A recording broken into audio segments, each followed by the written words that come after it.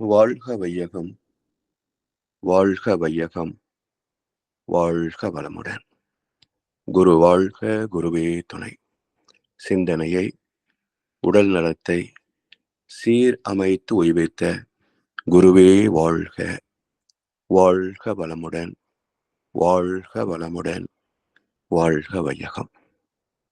Canada sky yoga அறக்கட்டளையை சிறப்பாக நடத்தி வருகின்ற ஆன்மீக அன்பு உள்ளங்கள், குறிப்பாக பேராசிரியர் முனைவர் சிவசங்கரமையா அவர்கள் மற்றும் இந்த சிறப்பு நிகழ்ச்சியை சிறப்பித்து வருகின்ற அன்பர்கள் அனைவருக்கும் அருட்தந்தை வேதாத்திரி மகர்ஷி அவர்கள் சார்பாக வாழ்க வளமுடன் என்ற வாழ்த்துக்களையும் எனது அன்பு கலந்த பணிவான வணக்கத்தையும் சமர்ப்பித்து, குருவின் குரல் வேதத்திரிய தொடர் சிந்தனையின் 39ஆம் பாகத்தில் கர்மயோகத்தை பற்றிய 3ஆம் வகுப்பில் மேலும் சில கருத்துக்களை பகிர்ந்து கொள்ள இருக்கின்றோம்.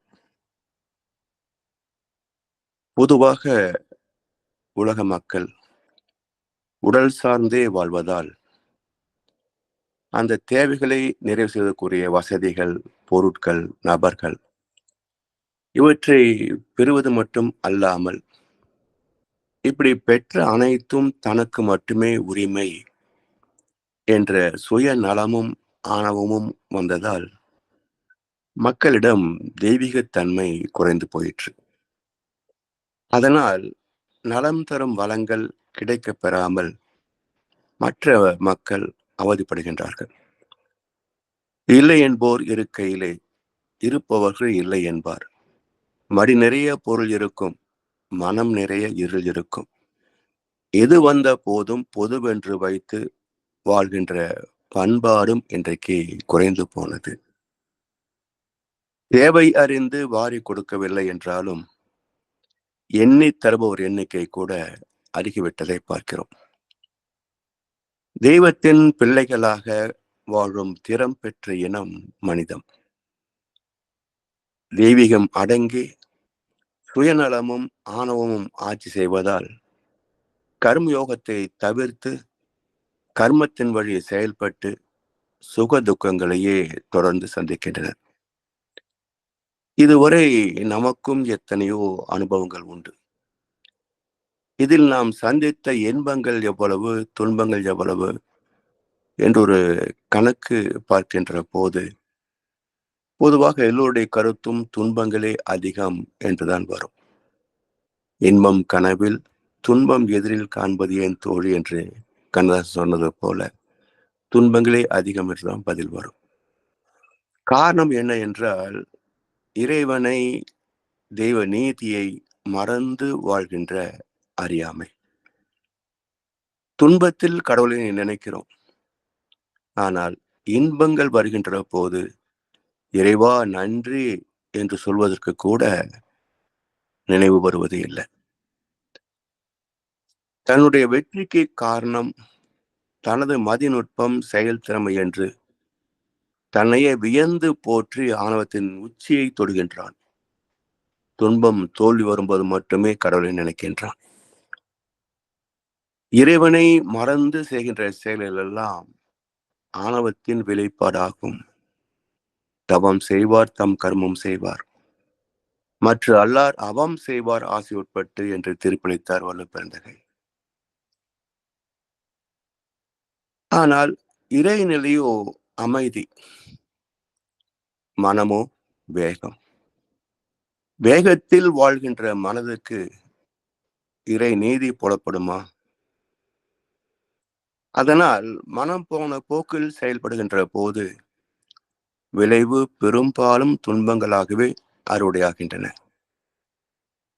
இயேசுபிரான் சொன்னார், மனம் திரும்புங்கள், பரலோக ராஜ்யம் சமீபித்திருக்கிறது என்றார். கடவுள் எங்கோ தனியாக கைலாசத்திலே, ரிஷிகேசத்திலே, ஹரித்வாரிலே மட்டுமே உட்கார்ந்து கொண்டு அங்கிருந்து மக்களுக்கு அருள் புரிவதாக ஒரு கற்பனையிலே மக்கள் வாழ்கிறார்கள்.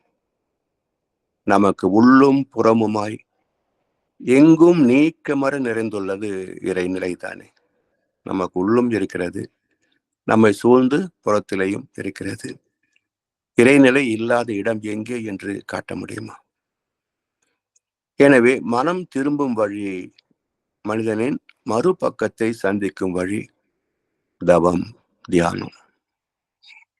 கர்மயோகத்தின் பலன்களை தூய்க்க பிதாவின் சித்தத்தின்படி செயல்பட வேண்டும் என்கிறார் இயேசுபிரான்.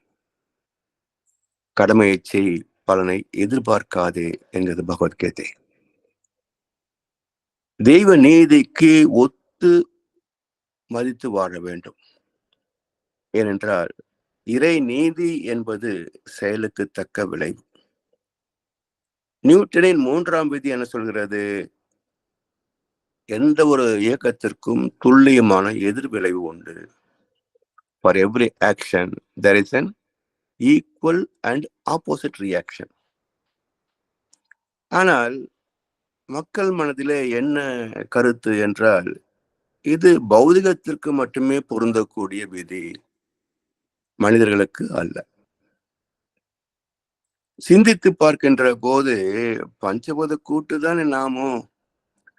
அப்ப நியூட்டன் விதி பஞ்சபூதங்களுக்கு பொருந்தும் என்றால் பஞ்சபூத கூட்டாகி மனிதர்களுக்கு பொருந்தாதா? இதை பரவலாக்க வேண்டும். நியூட்டன் விதியை பரவலாக்கி மனிதர்களுக்கும் இதே விதிதான் என்பதை மக்கள் மனதிலே விதைக்க வேண்டும். இன்றைய சமுதாயத்திற்கு இந்த நியூட்டன் விதி சற்றே நாம் மாற்றி அமைக்க வேண்டும். For every action there is an equal and opposite reaction is also applicable to human beings என்று கொஞ்சம் அதை மாற்றி அமைக்கணும். வாழ்கின்ற மனிதருக்கும் இது பொருத்தமுடையது என்பதால் தான் கீதையின் மைய கருத்தாக கர்ம யோகத்தை வைத்தார் வால்மீகி மகரிஷி. அர்ஜுன விஷாத யோகம் முதல் அத்தியாயம். பகவான் அவருடைய துன்பத்திற்கு காரணங்களை விலக்கி பேசுகின்ற தத்துவத்தின் துவக்கம் சாங்கிய யோகம். அதை அடுத்து வருவது 3ஆம் அத்தியாயமாக வருவது கர்ம யோகம். ஏன் வியாச பெருமான் இப்படி அமைத்திருக்கிறார் என்றால், உயிர் உள்ள மனிதன், வாழ்கின்ற மனிதன் தெரிந்து கொள்ள வேண்டிய அடிப்படை தத்துவமே கர்ம யோகம் என்பதால் அதை உயிருக்கு அடுத்த இடத்திலே வைத்து மற்ற யோகங்கள் எல்லாம் இதுக்கு பின்னாடிதான் என்ற அந்த முக்கியத்துவத்தை நமக்கு உணர்த்திவிட்டார். சரி, கடமையை செய், பலன் எதிர்பார்க்காதே என்றால் இது சாத்தியமா? இன்றைக்கு 800 கோடிக்கும் அதிகமான மக்கள் வாழ்கிறோம்.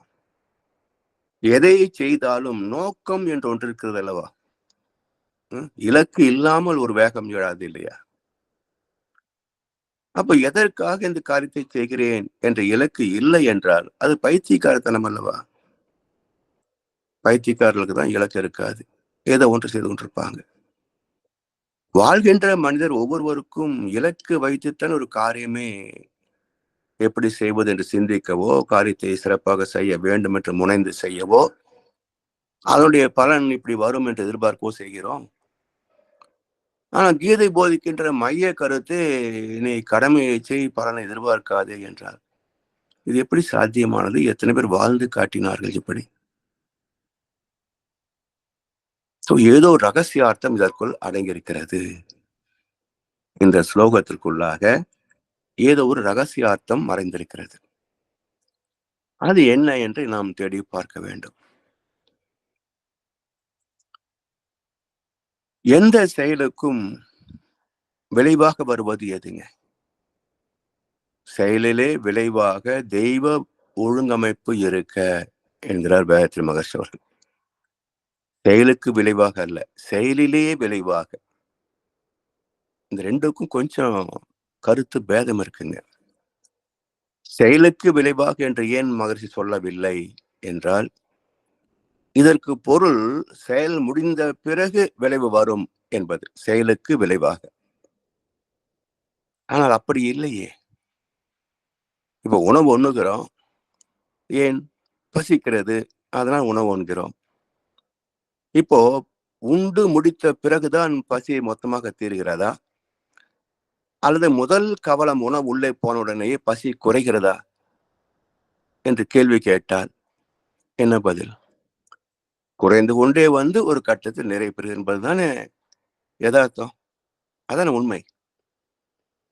அதனால்தான் மகிழ்ச்சி அவர்கள் செயலிலே விளைவாக செயல் செய்கின்ற போதே விளைவும் சேர்ந்தே வருகிறது என்ற விதியை மிக துல்லியமாக நமக்கு சொல்லியிருக்கிறார்கள். செயலிலே விளைவாக தெய்வ ஒழுங்கமைப்பு. சரி, இந்த தெய்வ நீதியின்படி வருகின்ற விளைவு இப்படித்தான் இருக்கும் என்று கணிக்கின்ற அறிவு நமக்கு உண்டா இல்லையா? மனிதனாக வாழ்பவர்களுக்கு அந்த திறம் உண்டு. மகான்களுக்கு அந்த திறம் உண்டு. மனிதத்தன்மை இழந்து சுயநலத்தின் மையத்திலேயே வாழ்கின்ற மக்களுக்கு இது புரியாது, எட்டவும் முடியாது. அவங்க ஒவ்வொரு காரியத்திற்கும் ஜோசியனை கேட்கிற ஆளுகளா இருக்காங்கல்ல.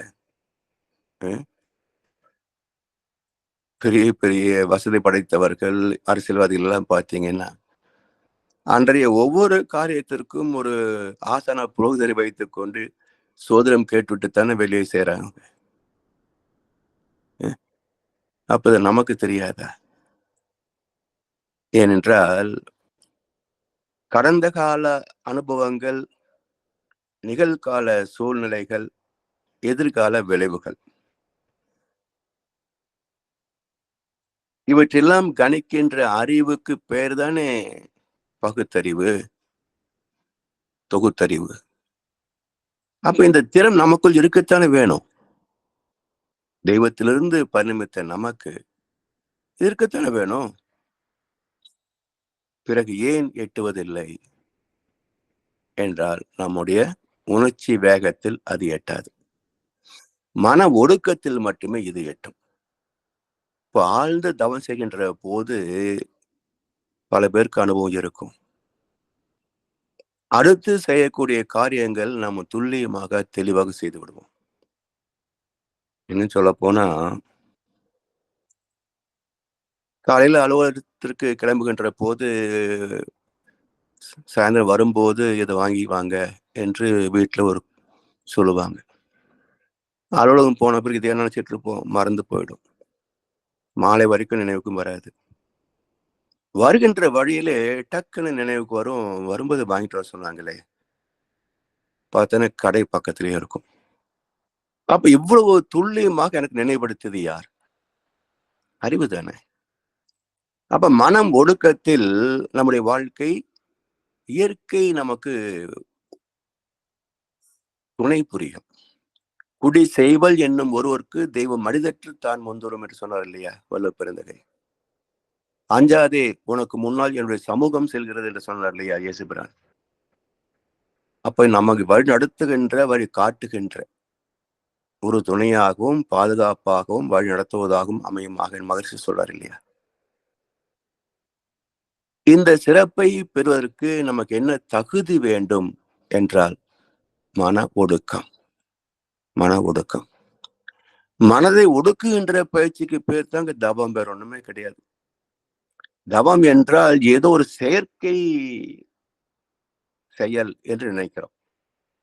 செயற்கையாக ஏதோ ஒன்று நம்ம செய்வது என்று மக்கள் நினைக்கிறாங்க. தவம் செய்யறேன், தவம் செய்யறேன்பாங்க. தவத்தை செய்ய முடியாது. தவத்தை செய்ய முடியாது. அது என்ன பொருளா என்ன?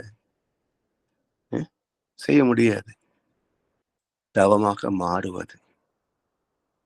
தவத்தை செய்வதல்ல, தவமாக மாறுவது. ஏன் என்றால் தவம் என்பது இயற்கையின் ஒழுங்கமைப்பு. மனிதனை தவிர 5 விலங்குகள் வரைக்கும் பாருங்களேன், ஏதாவது அந்த தவம் என்ற நிலையிலிருந்து மாற்றம் பெறுகிறதான்னு பாருங்க. ஆனால் மாறி ஒரு செயலை செய்ய முடியுமா? பசித்த பிறகுதான் ஒரு புலிக்கு மான் வேட்டை. வேடிக்கைக்காக ஒரு புலி வேட்டையாடுவதை பார்த்திருக்கிறோமா? இல்லை. ஏனென்றால் எல்லாமே அந்த இயற்கையின் தெய்வத்தின் ஒழுங்கமைப்பின்படியே வாழ முடியும். அதை மீறி சிந்திக்க முடியாது. மனிதர்களிலே கூட இப்போ போக்குவரத்துக்கு சிக்னல்ஸ் வச்சிருப்பாங்க. நியூசிலாந்து, நெதர்லாந்து, அமெரிக்கா, கனடா இப்படி பல மேல்நாடுகளிலே நாம் பார்க்கின்ற போது நள்ளிரவு நேரமா இருக்கும். சாலைகளில் யாருமே இருக்க மாட்டாங்க. அங்கே சிவப்பு விளக்கு எரியுது என்று சொன்னால் வருகின்ற கார் நின்றுவிடும். பச்சை விளக்கு எரிகின்ற போதுதான் அது நகரத் தொடங்கும். இந்தியாவிலேயும் உண்டு. இந்த சிக்னல் சிஸ்டம் இங்கேயும் உண்டு. ஆனால் பகல் பொழுதிலேயே சிக்னலை மதிக்க மாட்டோம். அந்த சிவப்பு இருந்தாலும் போகக்கூடியவர்கள் உண்டு. பச்சை வருவதற்கு முன்பே உரிமை கொண்டு போகின்ற வாகனங்களும் உண்டு. கர்மயோகம் பிறந்தது இந்தியாவில், பின்பற்றப்படுவது மற்ற நாடுகளில். கர்மயோகம் பிறந்தது இந்தியாவில், பின்பற்றுவது மற்ற நாடுகள்.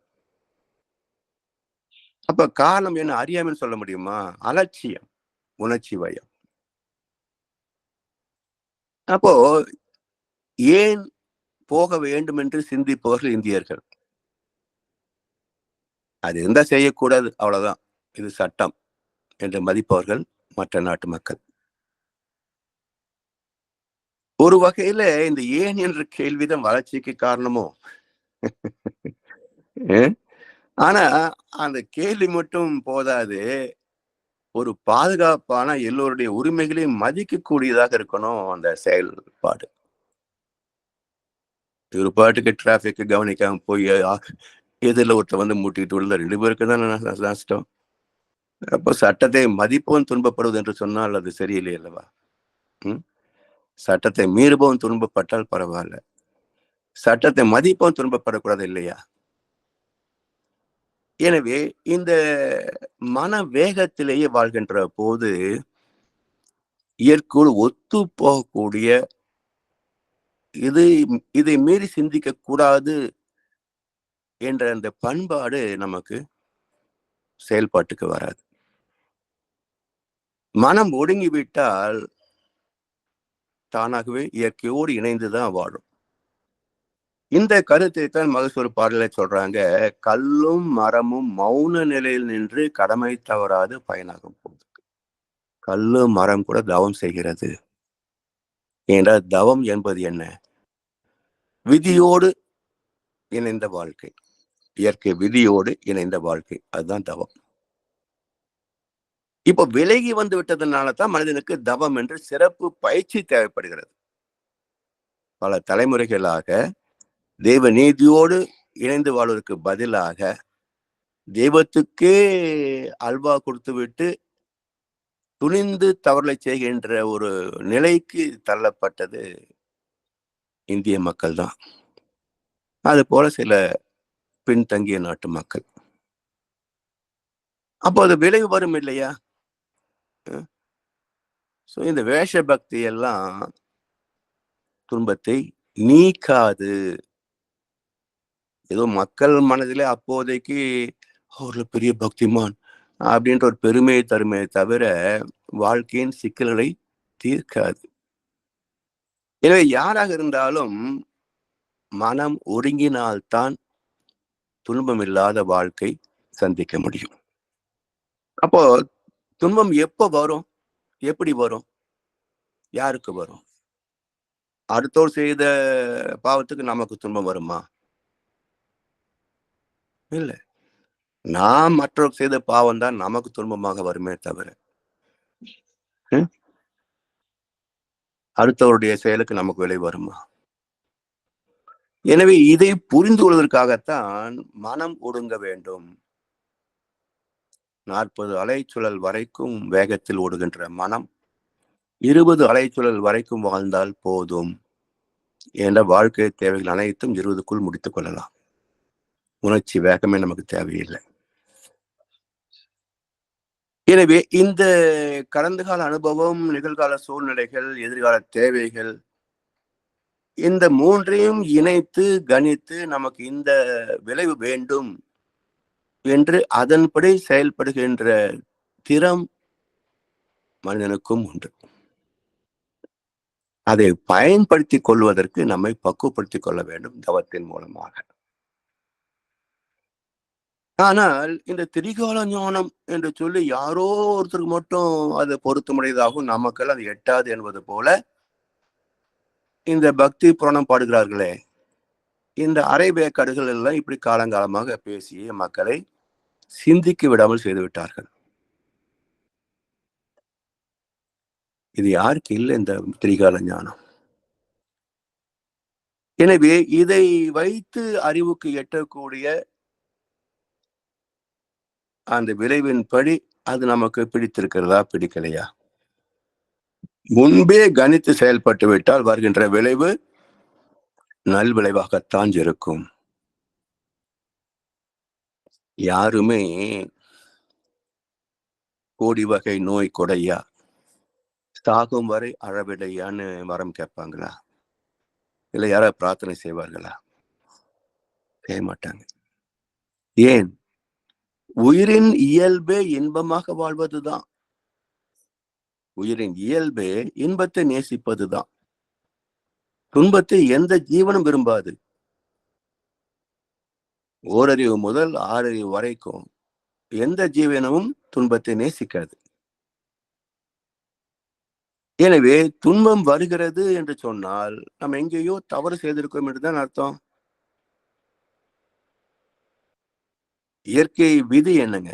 இன்பமே இயற்கையிலே எங்கும் எதிலும் எப்போதும் நிறைந்துள்ளது அனுபவத்திற்கு என்கிற மகர்ஷி. எத்தனை கோடி இன்பம் வைத்தா எங்கள் இறைவா என்றார் பாரதியார். இப்படி எல்லா மகான்களும் வாழ்க்கை இனிமையானது என்று பேசுகின்ற போது மக்கள் மட்டும் ஏன் இப்படி ஏன் இப்படி சிந்தித்து பார்த்து செய்கையை மாத்து. தவறு சிறுசா இருக்கையில் திருத்திக்கும். தெரிஞ்சும் தெரியாம நடந்திருந்தா அது திரும்பவும் வராம பார்த்துக்கும். இதுதான் அகத்தாய்வு. இதுதான் மாற்றத்திற்கான வழி. எனவே கடமையை செய் பலன் எதிர்பார்க்காதே என்று சொன்னால் காரணம் நமக்கு இந்த இயற்கையை பற்றிய அறிவு இல்லை என்பதனால் கீதை இப்படி பேசுகிறது. சரி, இன்னொரு கருத்து இருக்கு, அது வருவோம்.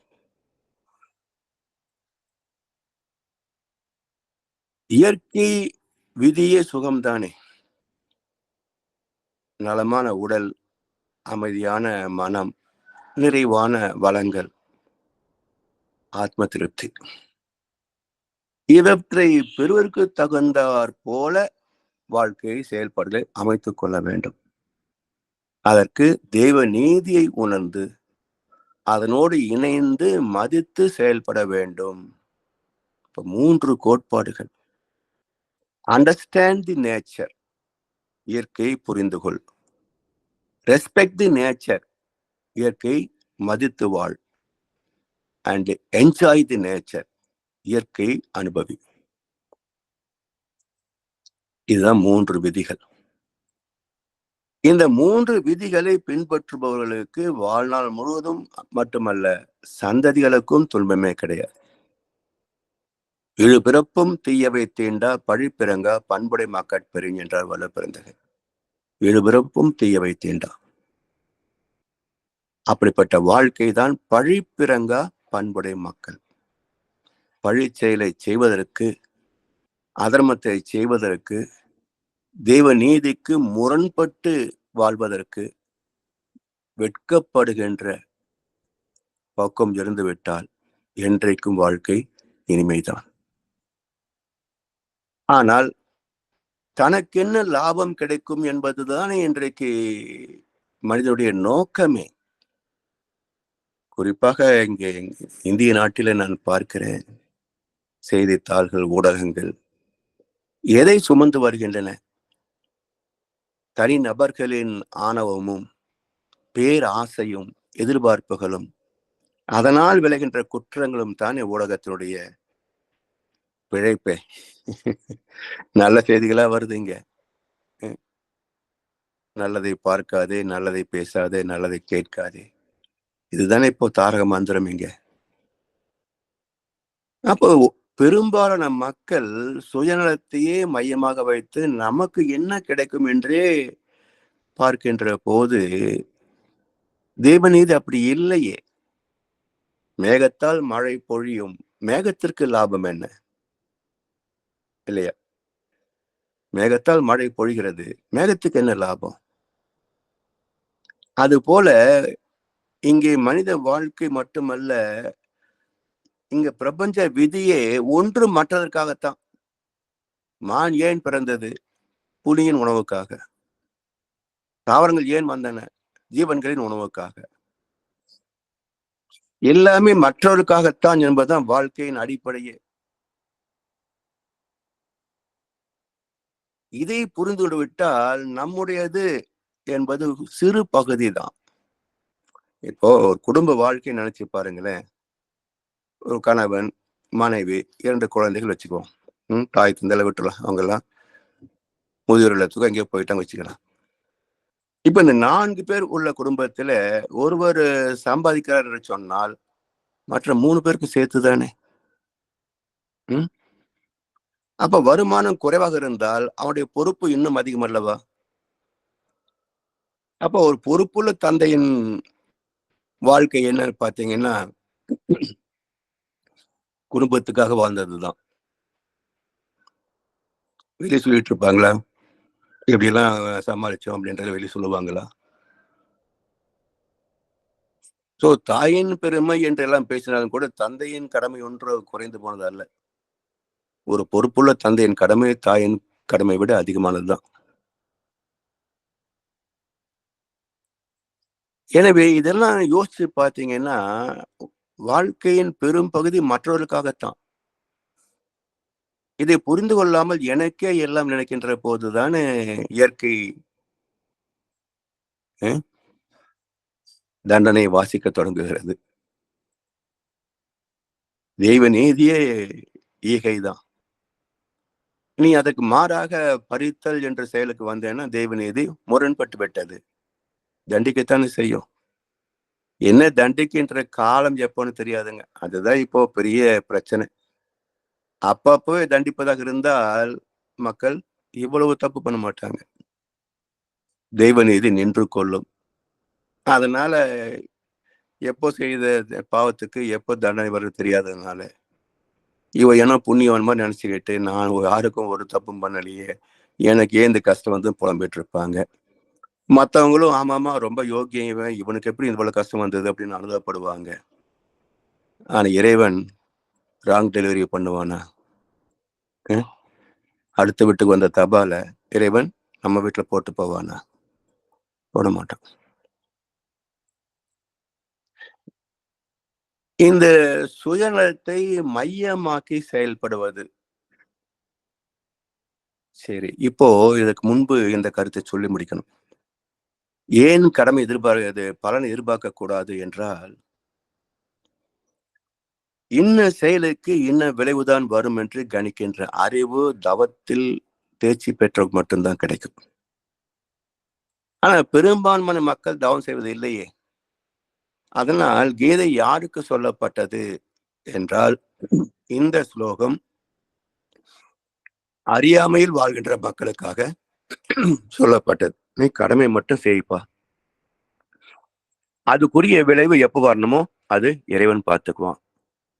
என்று ஒரு பக்தியின் அடிப்படையில், நம்பிக்கையின் அடிப்படையில் ஒழுக்கத்தை மட்டுமே செய்துவிடு. மற்றது நீ யோசிக்க வேண்டிய அவசியமே இல்லை. என்று சுருக்கமாக சொல்லப்பட்ட ஒரு கருத்து தான் பலனை எதிர்பார்க்காதே என்பது. ஆனால் ஞானிகள் மன அடக்கம் பெற்றவருடைய நிலை பார்க்கின்ற போது, நீ பலனை கணிக்க முடியும். கணித்து பார்த்து செயல்படு. இப்ப உலக அமைதி வருமா? வராதா? வரும் என்றுதான் திட்டங்களை வகுத்து வைத்து சென்றிருக்கிறார் மகர்ஷி அவர்கள். இப்ப இருக்கிற நிலைமையை வைத்து பார்க்கின்ற போது வராதுன்னு தானே தோணுது. உலக அமைதி எங்க வரப்போகுது? எப்படி வரும்? மக்கள் திருந்தி விடுவார்களா? ம். சாத்தியம் இல்ல. எப்படி திருந்தும்? அப்ப இயற்கை அதுக்குரிய விளைவை தரும். அப்ப மகரிஷி எங்கும் குறிப்பிடாத,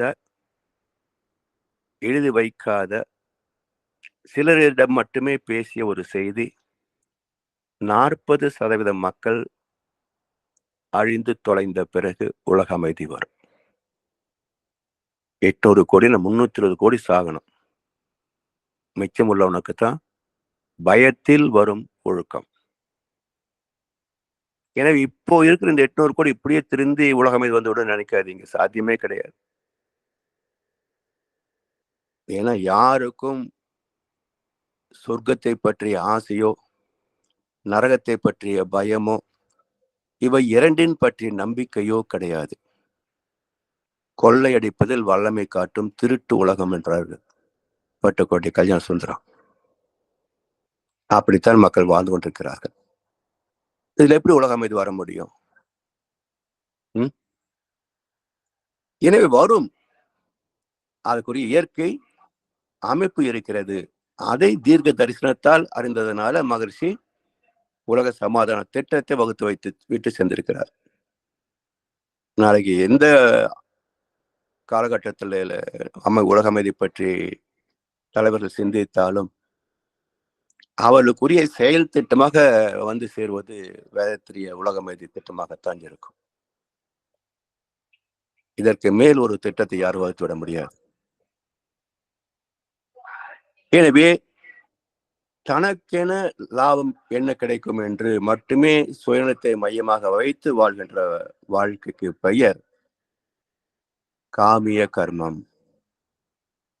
பகவத்கீதையில கர்மயோகத்துல இந்த கர்மம் என்பது காமிய கர்மம், நிஷ்காமிய கர்மம், நித்திய கர்மம், நித்திய கர்மத்திலும் நிஷ்காமிய கர்மம் என்று பிரித்து பேசப்படுகிறது. ஒவ்வொன்றுக்கும் அர்த்தம் இருக்குங்க. அப்ப எது காமிய கர்மம்? கர்மம் என்றால் செயல், கர்மம் என்றால் செயல். காமிய கர்மம் என்பது எனக்கு இந்த நன்மை வர வேண்டும், அதற்கு எதை வேணா நான் செய்வேன். எனக்கு பதவி கிடைக்கணும், அதுக்கு என்ன வேணா செய்வேன்.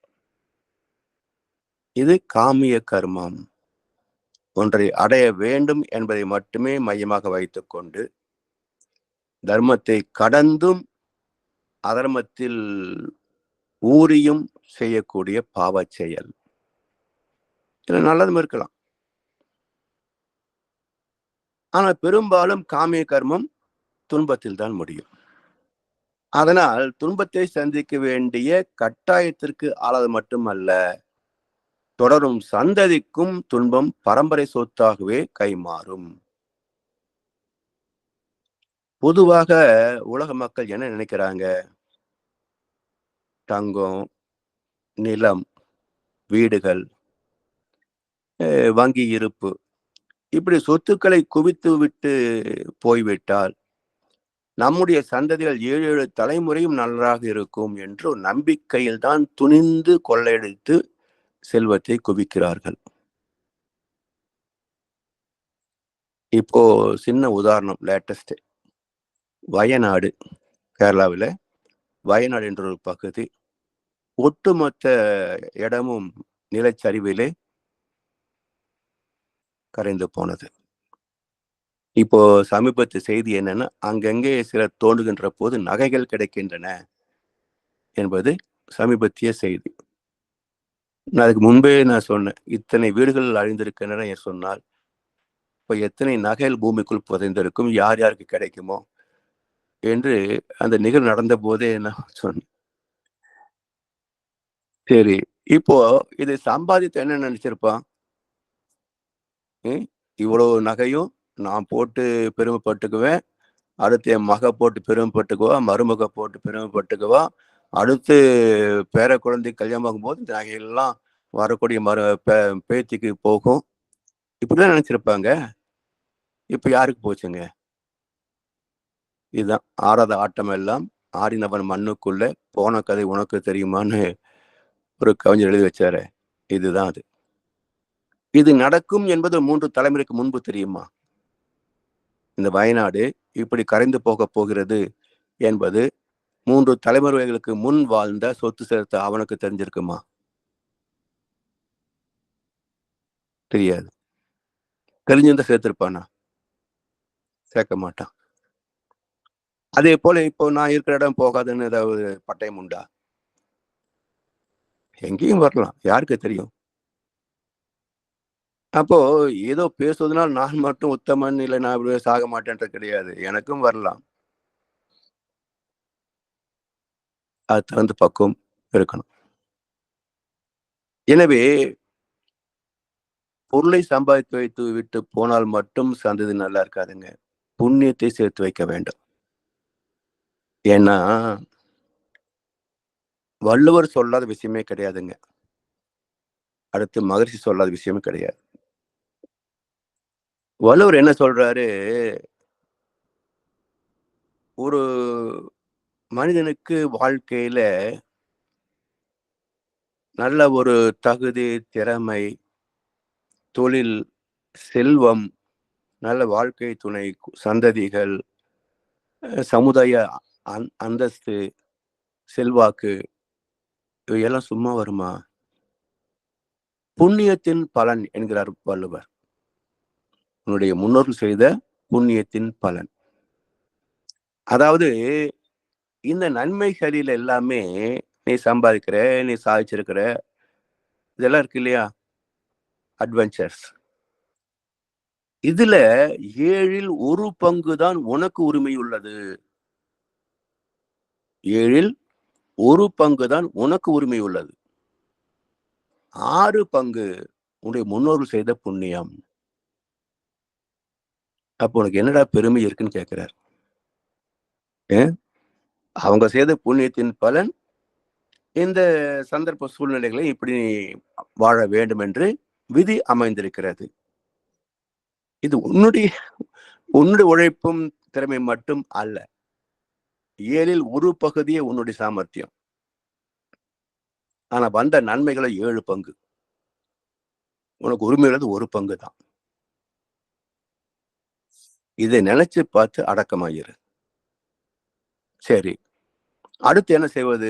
இவ்வளவு வந்திருக்குது. நானே என்ஜாய் பண்ணிக்கவா? அப்படின்னா, எப்படி உன்னுடைய முன்னோர் செய்த புண்ணியம் உனக்கு இப்ப வசதிகளா வந்து சேர்கிறதோ, அதே போல புண்ணியம் செல்வமாக வசதியாக மாறியது போல, இந்த பணத்தை, இந்த வசதிகளை புண்ணியமாக மாத்து. அது சந்ததிகளை காப்பாற்றும். இது அற்புதமான ஒரு இயற்கை விதிங்க.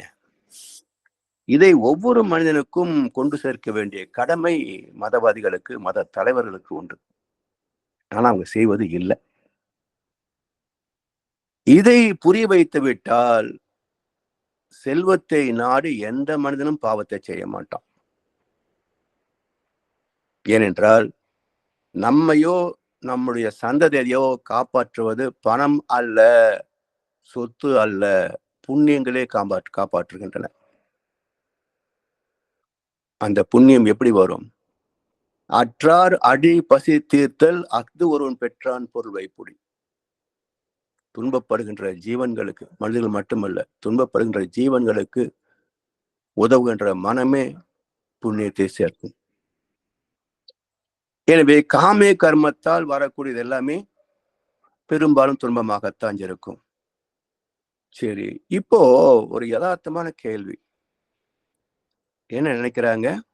சொத்து சேர்த்து வைத்து விட்டால் நம்முடைய சந்ததிகள் சந்தோஷமா இருப்பாங்க. ரைட். கொஞ்சம் யோசிச்சு பார்க்கலாம், ஆராய்ச்சி பண்ணி பார்க்கலாம். என்னுடைய கொள்ளு தாத்தா, பாட்டி அவங்க ரொம்ப கஷ்டப்பட்டு ஒரு ரூ. 1000 சேர்த்து வச்சுட்டு போனாங்கன்னு வச்சுக்கோங்களேன். அப்புறம் அவங்க தாத்தா வந்தாரு. அவரு அந்த 1000த்த ஒரு 10,000 உயர்த்தி சேர்த்து வச்சுட்டு போனாரு. எங்க அப்பா வந்தாரு. அவரு 10,000த்த லட்சமா மாத்தி சேர்த்து வச்சுட்டு போயிட்டாரு. இப்போ நானும் சம்பாதிச்சு லட்சத்த கோடி ஆக்கிட்டேன். சரிங்களா? இப்போ நான் மகிழ்ச்சியாக வாழ்கிறேனா? ஏன்னா 1000 இருந்தது, இப்ப என்கிட்ட கோடியா இருக்கு. அப்ப 100 மடங்கு நான் மகிழ்ச்சியா இருக்கணும். இல்லையா? ஏன்னா அதிகமா இருக்கு இல்லையா? அப்ப கோடி வைத்திருக்கின்ற நான் மகிழ்ச்சியாக இல்லை என்று சொன்னால், அடுத்து வரக்கூடிய தலைமுறைகளிலேயும் இதே விதிதான் இருக்க முடியும். அப்ப நாளைக்கு சுகமாக வாழ்வோம் என்று நம்பி, ஒவ்வொரு நாளும் கஷ்டப்பட்டுக் கொண்டிருக்கிறோம். வாழ்வது என்றைக்கு? நீங்க பாருங்க, பெரும் பெரும் செல்வந்தர்களும் சாப்பிடறதுக்கு நேரம் இல்லாம ஓடிக்கிட்டு இருப்பாங்க. பிச்சைக்காரனும் அன்றைய வயித்து கழுவுறதுக்கு தெரு தெருவா அலைஞ்சுகிட்டு இருப்பான். இப்படி ஒவ்வொரு மனிதனும் தேவைகளுக்காக ஓடிக்கொண்டு இருக்கிறார்கள். இவன் எப்போ உட்கார்ந்து நிம்மதியா வாழ்வான்? அமைதியை எப்போது ரசிப்பான்? சாத்தியமே இல்லை என்பதுதானே எதார்த்தத்துல பார்க்கிறோம். இப்ப நாம பார்க்கிறோம், பெரிய அரசியல்வாதி, பல லட்சம் கோடி சொத்துக்கள் அதிபதி. ஆனா நிம்மதியா தூங்க முடியலையே. எப்போ இடி ரெய்டு வரும்? எப்போ இன்கம் டாக்ஸ் ரெய்டு வரும்? எப்போ அரெஸ்ட் பண்ணுவாங்க? அ பல பேர் கனவுல அரெஸ்ட் ஆகி கூட எந்திரிச்சு உட்கார்ந்திருப்பான். நாம பார்த்தது இல்லப்பா. அவனுக்கு கனவு வந்திருக்கலாம். அரெஸ்ட் ஆகி கொண்டு போய் தீகார் ஜெயில்ல போடுற மாதிரி. கனவு வந்திருக்கலாம் இல்லையா? வராம போயிருக்காது. நிச்சயமா வரும். வந்திருக்கும். அதேபோல் பெரும் பெரும் செல்வந்தர்கள் எடுத்துக்கொள்ளுங்களேன். யார் நிம்மதியா இருக்கிறாங்க? அ அதே போல அந்த இடத்தை நாம் அடைந்தாலும் அதே அனுபவம் தானே கிடைக்கும். இல்லையா? ஸோ ஒரு பக்கத்தை மட்டுமே பார்க்கிறோம். அங்க வெளிய வர்றாங்க, வந்தா ஆடி கார்ல வர்றாங்க, எல்லாரும் அ கால்ல விழுந்து கைய குலுக்கி மரியாதை குடுக்குறாங்க. பார்க்கிறபோது நமக்கும் ஆஹா! நாம இப்படி இருந்தா பரவாயில்லையே என்ற ஒரு பொறாமை வருகிறது. அவனுடைய வீட்ல ஒரு 24 மணி நேரம் இருந்து பார்த்தா தானே தெரியும் அவனுடைய வாழ்க்கை என்னன்னு. வெளிய 10 நிமிஷம் பந்தாவ மட்டும் பார்த்துக்கிட்டு, ஆஹா! அற்புதமான வாழ்க்கைய நாம கற்பனை பண்ணிக்கிட்டா, அ அவன் இருந்து பாருங்க 24 மணி நேரம். அவருடைய குடும்ப வாழ்க்கை எப்படி இருக்குன்னு தெரியும். எனவே எந்த ஒரு நன்மைக்கும் விலை கொடுத்தாக வேண்டும். இலவசம் இங்கே கிடையாது. இலவசம் இறைவன் தருவதில்லை. உழைத்துத்தான் பெற்றாக வேண்டும். யோசிச்சு பாருங்க. ம். இலவசமா எது கிடைக்குதுங்க? தண்ணி, காற்று. இல்லையா? தண்ணி கூட சமயத்துல பற்றாக்குறை ஆயிரும். நகர்ப்புறங்களிலே பற்றாக்குறை ஆயிரும். ஏதோ நதி ஓரத்தில் இருப்பவங்களுக்கு அது இல்லாம இருக்கலாமே தவிர, நகர்ப்புறத்தில் வாழ்பவர்களுக்கு காற்றும் மாசு ஆயிடுது. தண்ணியும் கிடைக்கிறது இல்ல. அப்போ காற்று, சுத்தமான காற்று வேணும்னா அதுக்கும் செலவு பண்ண வேண்டியிருக்கு. சுத்தமான தண்ணி வேணும்னா அதுக்கும் செலவு பண்ண வேண்டியிருக்கு. இங்க இலவசமா ஒண்ணுமே இல்லையேப்பா. ம். எனவே பொருள் வாழ்க்கையிலே நிம்மதியை தருவதில்லை. புண்ணியம் தான் நிம்மதியை தரும். இந்த பொருள் இன்பத்தை தருகிறது என்று நம்புகின்ற மக்கள் உடைய மனநிலை அறியாமை தானே. நம்புவது பொய் தானே. இதே மயக்கத்தை அடுத்தடுத்த சந்ததிகளுக்கும் கற்றுக் கொடுத்துக் கொண்டே இருந்தால், இனிமையை சந்திப்பது எப்போது? சுகமாக வாழ்வது எப்போதுங்க? எனவே தெய்வநீதியை உணர்ந்து இறைவனே நமக்குள் செயல்படுகிறான் என்ற நினைவோடு வாழ்வது நிஷ்காமிய கர்மயோகம். என் செயல் என்பதெல்லாம் இறைவா என்னுள் இருக்கும் உன் செயலே என்று இறை உணர்வோடு வாழ்வது நிஷ்காமிய கர்மம். இப்போ குடும்பத்தை நாம் கவனிக்கிறோம். சரி, நான் தான் கவனிச்சுட்டு இருக்கேனா? நான் இல்லைன்னா நடக்காதா? அ யாரும் யாரை நம்பியும் இல்ல. இருக்கிற போது ஒரு கூட்டுறவோடு வாழ்கிறோம். அவ்வளவுதான். இருக்கின்ற போது ஒரு கூட்டுறவில் வாழ்கிறோம்.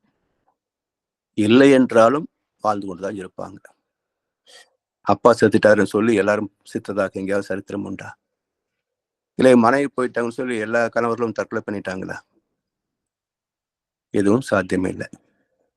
எனவே பிள்ளைக்கு தந்தை ஒருவன். நம் எல்லோருக்கும் தந்தை இறைவன். நீ ஒருவனை நம்பி வந்தாயோ? இல்லை, இறைவனை நம்பி வந்தாயோ? சோ காப்பது என்றால் ஒரே ஒரு பொருள்தான். தெய்வம் தான் அனைத்தையும் காப்பாற்றுகிறது. அவ்வளவுதான். இந்த இயற்கை உண்மை புரிகின்ற போதுதான் நம்முள் அடக்கம் ஊற்றெடுக்கும் அமைதி தவறும். இதைத்தான் நிஷ்காமிய கர்மத்தை தான் கர்ம யோகம் என்றும் பேசுகிறோம். இதை கணேச அழகா சொல்வார், ஆட்டு வைத்தால் யார் ஒருவர் ஆடாதாரே கண்ணா, நீ நடத்தும் நாடகத்தில் நானும் உண்டு. அதிகமா பாவம் செஞ்சிருந்தா என் நிழலில் கூட அனுபவத்தில் சோகம் உண்டுன்னார். வாழ்க்கையில மட்டுமில்லை, நடந்த நிழல்ல கூட மனுஷன் அழுத பரவாயில்ல, நிழல் கூட அழுகுதை ஏன்றாரு கண்ணாஸ்.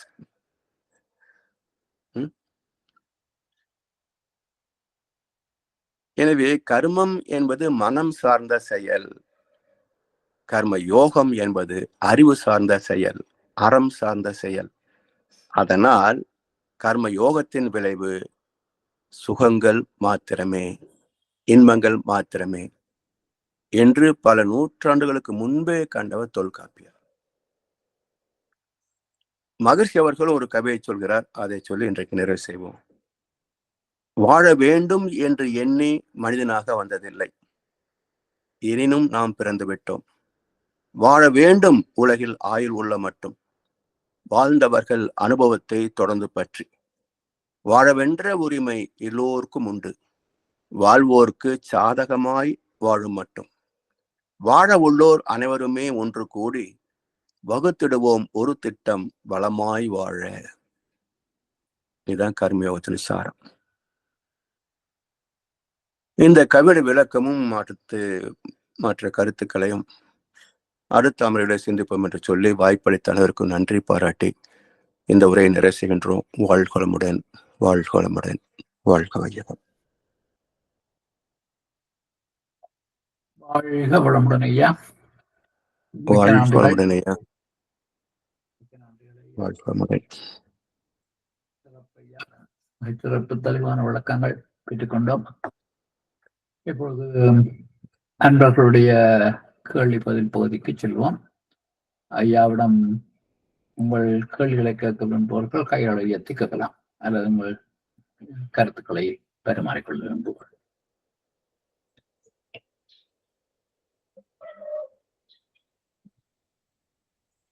ஜனார் ஐயா. ஐயா வாழ்க வளமுடன். வாழ்க வளமுடன் ஐயா. சில கேள்விகள் மனத்துல இருந்து ஐயா, என்ன நான் கூட இந்த மனிதனின் மறுபக்கத்தை கூட இன்றைக்கு ஒரு கொஞ்சம் கேட்கக்கூடியதா இருந்தது. முதல் பாகத்தை அதோட சேர்த்து நான் நினைச்சு கொண்டிருந்தெல்லாம் இந்த சப்ஜெக்ட்லயும் இன்றைக்கு நீங்க அதை பத்தி பேசி இருக்கிறீங்க. துன்பத்தை தர்றது ஐயா எதிர்காலத்தை பற்றிய பயன் தானே கூட. ஆமா, அந்த எதிர்காலத்துடைய பயத்திற்கு கூட காரணம் அரசியல் அமைப்பினுடைய பலவீனம் தான். ஏன்னா உங்களுக்கு ஏதாவது எதிர்பாராத சிக்கல் வருது என்று சொன்னால் நான் இருக்கிறேன் என்று அரசாங்கம் நம்பிக்கை தந்து விட்டால், இப்போ நீங்க கனடா எடுத்துக்கொள்ளுங்களேன், குழந்தைகளுக்கு இலவச கல்வி கொடுத்துட்றாங்க, எல்லோருக்கும் இலவசமான வைத்தியம் மருத்துவம் கொடுத்துட்றாங்க, சீனியர் சிட்டிசன்ஸுக்கும் சில சலுகைகள் கொடுக்குறாங்க. அப்போ நம்ம முதிர் வயதுக்கு சேமித்து வைக்க வேண்டும் என்ற அவசியம் இல்லை அல்லவா? என்னை அரசாங்கம் பொறுப்பெடுத்துக் கொள்கிறது, என்னை பற்றி எனக்கு கவலை இல்லை என்று வருகின்ற போது சொத்து சேர்ப்பது அவசியம் இல்லாம போகுது. ஆனா இந்தியாவை பொறுத்த வரைக்கும் பாத்தீங்கன்னா, இங்கே முதிர் வயது என்பது கூட இல்லை, கொள்ளையடிப்பதே இங்கே வாழ்க்கையா மாறி போச்சு. அதுவும் இன்றைக்கு ஒவ்வொரு தொழிலிலேயும் திருட்டுத்தனம் தான் அதிகமா இருக்குங்க. இப்போ ஒரு வாட்டர் ஃபில்டர்ல ஒரு சின்ன ஒரு டேப் மாத்தினாங்க, 1500 ரூபாய். அந்த பொருளுடைய விலை மிஞ்சி போன ஒரு 50 ரூபாய் இருக்கும். அதே போல மருத்துவமனை சும்மா போனா போதும் உட்கார்ந்து அதன் டெஸ்ட் இந்த டெஸ்ட் போட்டு உள்ள அட்மிட் பண்ணிடுறாங்க. ஹோட்டலுக்கு போனா 10 ரூபாய் சாப்பாடு, 10 ரூபாய் பொருள் 40 ரூபாய் விற்கிறான். இனிப்பு கடைக்கு போனீங்கன்னா நம்ம வீட்டுல செஞ்சா ஒரு 10 ரூபாய் ஆகும் ஒரு லட்டு அப்படின்னா, அங்க 40 ரூபாய்க்கு 50 ரூபாய்க்கு விற்கிறாங்க. எங்கு போனாலும் கொள்ளடிப்பதில் வல்லமையாகத்தான் இருக்கே தவிர, மற்றவங்க சம்பாதிக்கிறது கஷ்டம் தானே, அந்த பணத்தை வச்சு அவங்க செலவு பண்றாங்க, நாம அதுல திருடக்கூடாதுன்ற எண்ணம் இங்க அரசியல்வாதிக்கும் இல்லை, தொழில் துறைவாதிகளுக்கும் கொஞ்சம் அங்க இருக்குது. ஆனா வியாபாரிகளுக்கு சுத்தமா கிடையாது. ஏன் தொழில் துறைவாதிகளுக்கு கொஞ்சம் விலக்கு கொடுக்குறேன்னா, தொழில் செய்பவர்களுக்கு தகுந்த லாபம் கிடைக்கிறது இல்லைங்க. அதை வாங்கி விற்கின்ற வியாபாரிகள் கொள்ளையடிச்சிடுறாங்க. விவசாய பொருள் முதல் கொண்டு உற்பத்தி செய்யப்படுகின்ற பல பொருட்களிலே வியாபாரிகள் தான் சேவிக்கிறார்கள். தொழிற்சாலையெல்லாம் ரொம்ப கஷ்டப்பட்டு தான் உற்பத்தி செய்ய வேண்டியிருக்கு. விவசாயிகள் சொல்ல வேண்டியதே இல்லை. கஷ்டமோ கஷ்டம் விவசாயிகளுக்கு. இந்த குறைபாடுகளை நிறவ வேண்டிய கடமை, பொறுப்பு, அதிகாரம் அரசுக்குத்தானே உண்டு. அதை செய்ய தவறுகின்ற போது மக்களுக்கு எப்படி இதெல்லாம் கிடைக்கும்? அதே முது வயது வருகின்ற போது என்ன இங்க பாதுகாப்பு இருக்கு? என்ன ஒரு கன்சிஸ்டன்சி இருக்கு? எந்த சலுகையும் கிடையாது இங்க. சீனியர் சிட்டிசன் எந்த சலுகையும் இங்க கிடையாதுங்க. அப்போ என்ன பயம் இருக்கு? அப்போ நம்முடைய ஃபியூச்சருக்கு நம்ம சேர்த்து வைக்கணுமே. ஏதாவது உடல்நலம் வந்துச்சுன்னா, கோளாறு வந்துச்சுன்னா அதை கவனிக்கிறதுக்கு கொஞ்சம் சில லட்சங்களாவது வேணுமே. அப்போ இதெல்லாம் சம்பாதிக்கிற போது தர்மத்தை பார்க்க முடியுமா? இப்போ வேலைக்கு போறவங்க கூட ஓரளவுக்கு தர்மத்தில் வாழ்ந்து விடலாம். ஏன்னா சம்பளம் வேலை செஞ்சாலும் செய்யட்டும், சம்பளம் வருது, அது ஒன்றும் மாற்றம் கிடையாது. ஆனா தொழில் செய்பவன் அந்த தர்மத்தை பார்க்க முடியுமா? இன்னைக்கு வியாபாரம் பரவாயில்ல, நாளைக்கு இதே வியாபாரம் நடக்கணும் எப்படி நிச்சயம்? அப்ப கிடைக்கிற போது அதிகமா வாங்கு என்பது அவருடைய சித்தாந்தம். அப்போ ஒவ்வொரு பொருளையும் முடிந்த அளவுக்கு அதிக விலை வைக்கத்தான் பார்க்கிறான். தரம் குறைந்த பொருளை விலை அதிகம் வைத்து விற்பதில் பிசினஸ் டாக்டிக்ஸ் என்றான், வியாபார தந்திரம், வியாபார சாமர்த்தியம் அப்படிங்கிறான். இது எப்படி தவிர்க்க முடியும்? அரசாங்கத்தின் பொறுப்பு, கடமை மிக பெரியதுங்க. இது இங்க இந்தியாவில் இருக்கிற மக்களுக்கு அரசாங்கத்தின் கடமை இது என்பது கூட தெரியாது. அரசாங்கம் என்ன கடமையில இருக்குது, அவங்க என்ன செய்யறாங்கிறது கூட மக்களுக்கு தெரியாது. ஏதோ நான் இந்த கட்சி அந்த கட்சின்னு பெருமை பேசுவாங்களே தவிர, ஒரு அரசாங்கம் என்பது எதையெல்லாம் கவனிக்கணும், அவருடைய கடமைகள் என்ன, பொறுப்புகள் என்ன, அதை எப்படி மக்களுக்கு கொண்டு வந்து சேர்க்கணும், இதெல்லாம் அரசாங்கம் என்பது கூட மக்களுக்கு தெரியாது. என்ன கொடுப்பான்? 1000 கொடுப்பானா, 500 கொடுப்பானா, இலவசமா சோறு போடுவானா, இலவசமா அரிசி போடுவானா, இதுல மட்டும்தான் இருக்கானே தவிர இது எங்கிருந்து அவன் போடுவான் அப்படி யோசிக்கிறதே கிடையாது. அவன் அங்க அப்போட்டு காசா கொண்டு கொடுக்குறான் நமக்கு இலவசமா. சோ இதெல்லாம் இருக்கிற போது எதிர்காலத்தை பற்றி ஒரு பயம் தவிர்க்க முடியாதது. அப்ப அதுக்கு என்ன தீர்வு? எது இருந்தாலும் காசு இருந்தா செல்லுபடியாகும் இல்லையா? காசு தான் கடவுள். அப்ப இந்த பணத்தை சேர்த்துரு, எவ்வளவு முடியுமோ கொள்ளையடின்றதுதான் இன்னைக்கு ஓடிட்டு இருக்கு. இப்ப மக்களை குறை சொல்ல முடியுதா அதுல? இல்ல. எனவே இதெல்லாம் ஒரு பொது சாசனமாக செயல்பட்டால் தான் முடியும். அதுக்குதான் மகிழ்ச்சி அவர்கள் உலக சமாதானம் உலக அரசுகள் எல்லாம் ஒன்று கூடிவிட்டால் அவங்க நிர்வாகத்தை இப்படித்தான் இருக்கணும், இப்படித்தான் செய்யணும். தினசரி தவம் செய்வதற்கு கூட சட்டத்தை போட்டு விடலாம். எந்த பள்ளியாகட்டும், நிறுவனமாகட்டும், காலையில் வந்தா இந்த டைம் நீ தவம் பண்ணி ஆகணும்னு கூட சட்டம் போட்டுடலாம் இல்லைங்களா? அரசாங்கம் ஒழுங்கா இருந்ததுன்னா எதையும் செய்ய முடியும். சட்டம் போட்டே செய்ய வைக்கலாம். ஏன்னா மக்கள் உணர்ந்தல செய்வது ரொம்ப கடினம். எல்லாரும் அறிவு சார்ந்து வாழ்வது சாத்தியம் இல்லை. எல்லாம் மலர்களாகிவிட்டா வேறு இல்லாம எப்படிங்க மலர பூக்க முடியும் இல்லையா? அப்ப வேர்களும் இருக்கத்தான் வேணும், தண்டு, கிளை, இலை இதெல்லாம் இருந்தா தான் மலர் பூக்க முடியும். மலர் பூத்தாதான் காய், பழம். இல்ல எது சிறந்ததுன்னு நம்ம ஒண்ணு மட்டும் போதும் சொன்னா சாத்தியமா? இல்ல. அதே போல எல்லா மக்களும் யோகியனா இருக்கணும்னு சொன்னா அது சாத்தியமாகுமா? அதுவும் சாத்தியமாகாது. அப்போ நல்லவர்கள் ஆட்சியில் இருந்து அவர்கள் சட்டத்தின் மூலமாக செயல்படுத்தினால் அல்லாது ஒவ்வொரு மனிதனுக்கும் பாதுகாப்பும் பராமரிப்பும் இருக்காது. இதெல்லாம் அரசாங்கத்துடைய கடமைகள். எங்க இந்திய மக்களுக்கு இதெல்லாம் ஒரு புண்ணாக்கும் தெரியாது. அதனால இந்த கட்சி நல்லது, அந்த கட்சி நல்லதுன்னு கொடிபிடிச்சு தெரிகிறாங்களே தவிர ஒரு அரசாங்கத்தின் கடமை என்ன என்பது கூட யாருக்கும் தெரியாது.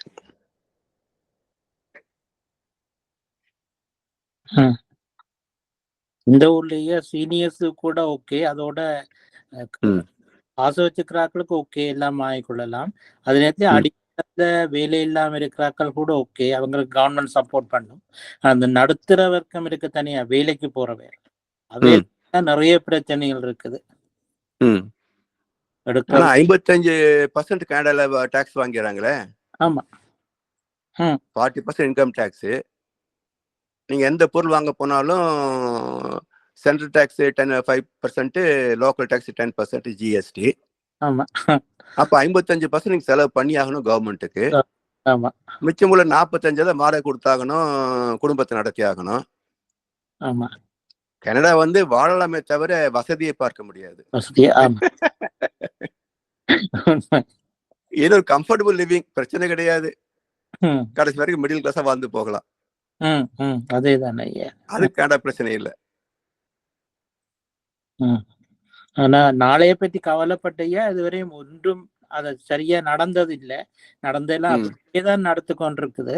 அப்ப நாங்க கவலைப்படுறதெல்லாம் வீணுன்ற மாதிரி தான் இருக்குது. கடைசியில எந்த கோணத்தில் பார்த்தாலும் கவலைப்படுவது வீண்தாங்கய்யா. நீங்க வளமிக்க நாடாக இருந்தாலும் சரி, இந்தியா போன்ற பிரச்சனை மிக்க நாடாக இருந்தாலும் சரி, கவலைப்படுவது வீண் தான். ஏன்னா அதுல எதுவும் மாற போறது இல்லை. ஆமா ஐயா, நன்றி. வாழ்க வளமுடன். வாழ்க வளமுடன் ஐயா. வாழ்க வளமுடன். ஐயா, ஒரு கேள்வி. சொல்லுங்க ஐயா. செயலிலே விளைவு இருக்கிறது. அப்ப அந்த விளைவு நல்லதாக இருந்தால் அது யாருக்கும் துன்பம் தராததாக இருந்தால் அது புண்ணியம். யாருக்காவது துன்பம் தர விளைவிக்குமாக இருந்தால் அது பாவம். இதிலே அந்த நோக்கம், செயல் நோக்கம் எங்கே வருகிறது ஐயா? பாவம் புண்ணியம் வருகிறப்பிலே. அதாவது நாம் ஒரு காரியத்தை செய்கின்ற போது இதற்காகத்தான் செய்கிறேன் நோக்கம் இருக்குங்க. நோக்கம் இல்லாம ஒரு காரியம் செய்வது கிட்டத்தட்ட சாத்தியம் இல்லை. இப்ப தினசரி நம்ம வேலைக்கு போனாலும் கூட நோக்கம் என்ன, இன்னைக்கு போகலைன்னா ஒரு நாள் லீவ் போட்டுருவாங்க, கட் பண்ணிடுவாங்க, சேலரி கட் பண்ணுவாங்க. லீவு இருந்து எடுக்கலைன்னு கட் பண்ணினோம்னாக்க வேலையை விட்டு தூக்கிடுவாங்க. அப்போ நோக்கம் என்ன? நம்முடைய வேலையை காப்பாற்றிக்கணும் அப்படின்னுக்காக தினசரி வேலைக்கு போகிறோம். ஸோ இப்படி ஒவ்வொரு செயல்பாடும் பார்த்தீங்கன்னா, குழந்தை எதுக்கு படிக்க வைக்கிறோம்? நோக்கம் அவருடைய வாழ்க்கை சிறப்பாக இருக்கணுன்றது தான். உணவு எதுக்கு சாப்பிட்றோம்? உயிர் வாழணுமேன்றதுக்காக. உடல் கல்வி ஏன் நீக்குகிறோம்? ஆரோக்கியத்திற்காக. ஸோ நோக்கம் இல்லாமல் வாழ்க்கை இல்லைங்க. இயல்பொக்கத்தால் 5 ஜீவன் வரைக்கும் வந்துருச்சுங்க. ஆனா 6வது மனிதன் நாம விரும்பி செயல் செய்கிறோம். விலங்குகள் போல பசிச்சா மட்டும் ஏதோ ஒன்று கொண்டு சாப்பிட்டுக்கலான்ற மாதிரி இல்லை நம்முடைய வாழ்க்கை. நாளைக்கு டிஃபனுக்கு இன்னைக்கே அரிசி உரப்பட இருக்கு இல்லைங்களா? இன்னைக்கே மார்க்கெட்டுக்கு போய் எல்லாம் வாங்கிட்டு வைக்க வேண்டியிருக்கு. எல்லாம் இருந்தா தான் நாளைக்கு காலையில டிஃபன். அப்ப நம்முடைய வாழ்க்கை முறை என்பது மற்ற 5 வரைக்கும் உள்ள வாழ்க்கை முறை போல் அல்ல. அதனால ஒவ்வொன்றையும் எதிர்பார்த்து கணக்கு போட்டு இது இப்ப தேவைப்படும், இது இப்ப தேவைப்படும், இது அடுத்த மாசம் தேவைப்படும், இது அடுத்த வருஷம் தேவைப்படும். ஏன் 25 வயதிலே மகளுக்கு திருமணத்திற்காக பெண் குழந்தை பிறந்த பிறனே மாசம் பேங்க்ல ஒரு அமௌண்ட் சேர்த்து வைக்கிறோம் இல்லையா? அப்ப நோக்கம் இல்லாமல் வாழ்க்கை இல்லை. ஸோ அதுல இந்த நோக்கத்தை அடைவதற்காக தர்மத்தை மீறுகின்ற போது பாவம். நோக்கம் சரிதான், ஆனா தர்மத்தை மீறக்கூடாது இல்லையா? இப்ப நீங்க செல்வந்தர்களுடைய கணக்கு பாருங்களேன். இப்ப அம்பானி எடுத்துக்கங்க. எதுக்குப்பா இவ்வளவு விலை ஏத்துறேன்னு சொன்னா 5000 கோடிக்கு பையனுக்கு கல்யாணம் பண்ணணும் அப்படின்றான். அவனுக்கு ஒரு நோக்கம் இருக்கு. அதுக்கு இது மொபைல் சார்ஜ் அதெல்லாம் விலை ஏற்றி அதுல பல கோடி சம்பாதிச்சு 5000 கோடிக்கு பையனுக்கு கல்யாணம் பண்ணுன்றான். நோக்கம் இருக்கு இல்ல? ஆனா விளைவு என்ன? விளைவு என்ன? நீ மட்டும் தான் அசிமா குழந்தை பெற்று வச்சிருக்கிறியா 5000 கோடி செலவு பண்றதுக்கு? ஏன் உதறி செலவு பண்ற அப்படின்னு எண்ணம் பல பேருக்கு வரும் இல்லையா? 140 கோடி மக்கள்ல அட்லீஸ்ட் 70-80 கோடி மக்களை நினைச்சிருப்பாங்க இல்லையா? அப்ப நோக்கம் சரி என்றாலும் இங்க செயல் சரியில்லையே. அடுத்தவங்க காசு எல்லாம் வாங்கி நீ என்ன பையனுக்கு 5000 கோடி செலவு பண்றது? இது மாதிரி நாங்க செலவு பண்ண மாட்டோமா? உனக்கு வசதி இருக்கு, வாய்ப்பு இருக்கு, அதுக்கு ஊடகம் இருக்கு, நீ 5000 கோடி திருடி கிராண்டா கல்யாணம் பண்ணிக்கிட்ட. அப்ப எனக்கு அதே ஆசை இருக்கும் இல்லையா? அப்போ நோக்கம் அடிபடுகிறது. அப்ப இன்றைக்கு அவன் பெருமையா இருக்கலாம், ஆனா பல பேருடைய வயிற்றுச்சல் அவனுடைய குடும்பத்துல தாக்கும். அதனாலதான் பெரிய பெரிய சாம்ராட் எல்லாம் கவிழ்ந்து போறது காரணம் என்னங்கய்யா? என்னுடைய வங்கி அனுபவத்திலே பார்த்திருக்கிறேன். கொடிகட்டி பறந்த நிறுவனம் அடுத்து சரிந்து இன்றைக்கு முகவரி இல்லாமல் காண போனதை பார்க்கிறேன் கோவையிலேயே. அப்ப யார் இதை நிச்சயிக்கிறாங்க? இறைவன், கர்ம பலன். அப்ப நோக்கம் நமக்கு லாபம் நல்லதுன்னு இருக்கலாம், ஆனா அடுத்தவங்களுக்கு என்ன வரும்னு யோசிக்கணும். அதான் சாமிஜி அழகா ஒரு சாமியம் கொடுத்தாங்க. எண்ணம் சொல் செயல் எதுவாக இருந்தாலும் தனக்கோ பிறருக்கோ தற்காலத்திலேயோ பிற்காலத்திலேயோ உடலுக்கோ மனதுக்கோ நன்மையே தருகின்ற எண்ணம் சொல் செயலாக இருக்க வேண்டும். அதுதான் புண்ணியம். சோ புண்ணியத்தை மீறினால் பாவம் தண்டனை கொடுத்துதான் தீரும்.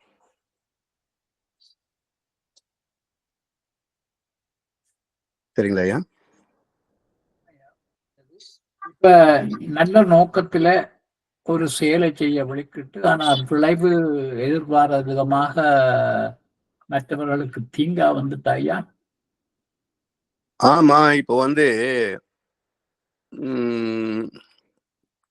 சில காரியங்கள் நம்ம நல்லது நினைச்சு செய்யறோம், ஒண்ணுமில்லை. இப்போ ஒரு குழந்தை அழுகுதுன்னு வச்சுங்களேன், அது பசிக்கு உணவு வேணும், நம்ம கிட்ட இருந்த உணவை எடுத்துக்காது கொடுக்குறோம். அந்த உணவு அதுக்கு செரிக்க முடியாம செத்து போகுது. இப்போ நோக்கம் நல்லதுதான், பசி தீர்ப்பது. ஆனா அந்த குழந்தைக்கு பால் தான் குடிக்க முடியும். 2 மாச குழந்தைக்கு நீங்க சப்பாத்தியும் குருமாவும் கொடுத்தீங்கன்னா என்ன ஆகும்? அப்ப கொடுத்தது உணவு தான், ஆனா அது பொருந்தாத உணவு இல்லையா? அதனால கணேச அழகா சொல்வார், பால் என அழுவோருக்கு பால் தருவோம், பசும் கூழ் என குடிப்போருக்கு சோறிடுவோம். செய்யக்கூடிய செயல் என்ன விளைவு கணிக்கணும்னு பார்க்கணும். யாருக்கு கொடுக்குறோம்? குழந்தைக்கு. பசிக்குதான் அழுகுது, ஆனா பால் இருந்தா கொடுக்கணும். இல்லையா, பேசாம இருந்தா அது கொஞ்சம் அழுதுட்டாவது இருக்கும். அது பாவம் தான். ஆமாங்க. அதனாலதான் பொருள், கருவி, காலம், வினை, இடம் 5 ஃபேக்டர்ஸ் இருக்கு. இந்த 5ஐயும் கருத்தில் கொண்டுதான் ஒரு காரியத்தை செய்யணும் அப்படின்னு வள்ளுவர் சொல்றார். பொருள், கருவி, காலம், வினை, இடனோடு 5ம் இருள் தீர எண்ணி செயல். துன்பம் வராதபடிக்கு ஆராய்ச்சி பண்ணி பார்த்து செயல்படுன்றார். சோ ஏதோ நினைச்ச உடனே செஞ்சறதுன்றதெல்லாம் கிடையாது. இந்த 5 கோட்பாடுகளின் படி சரியா இருக்கான்னு ஆய்ந்து பார்த்துதான் எண்ணி துணிக கர்மம்.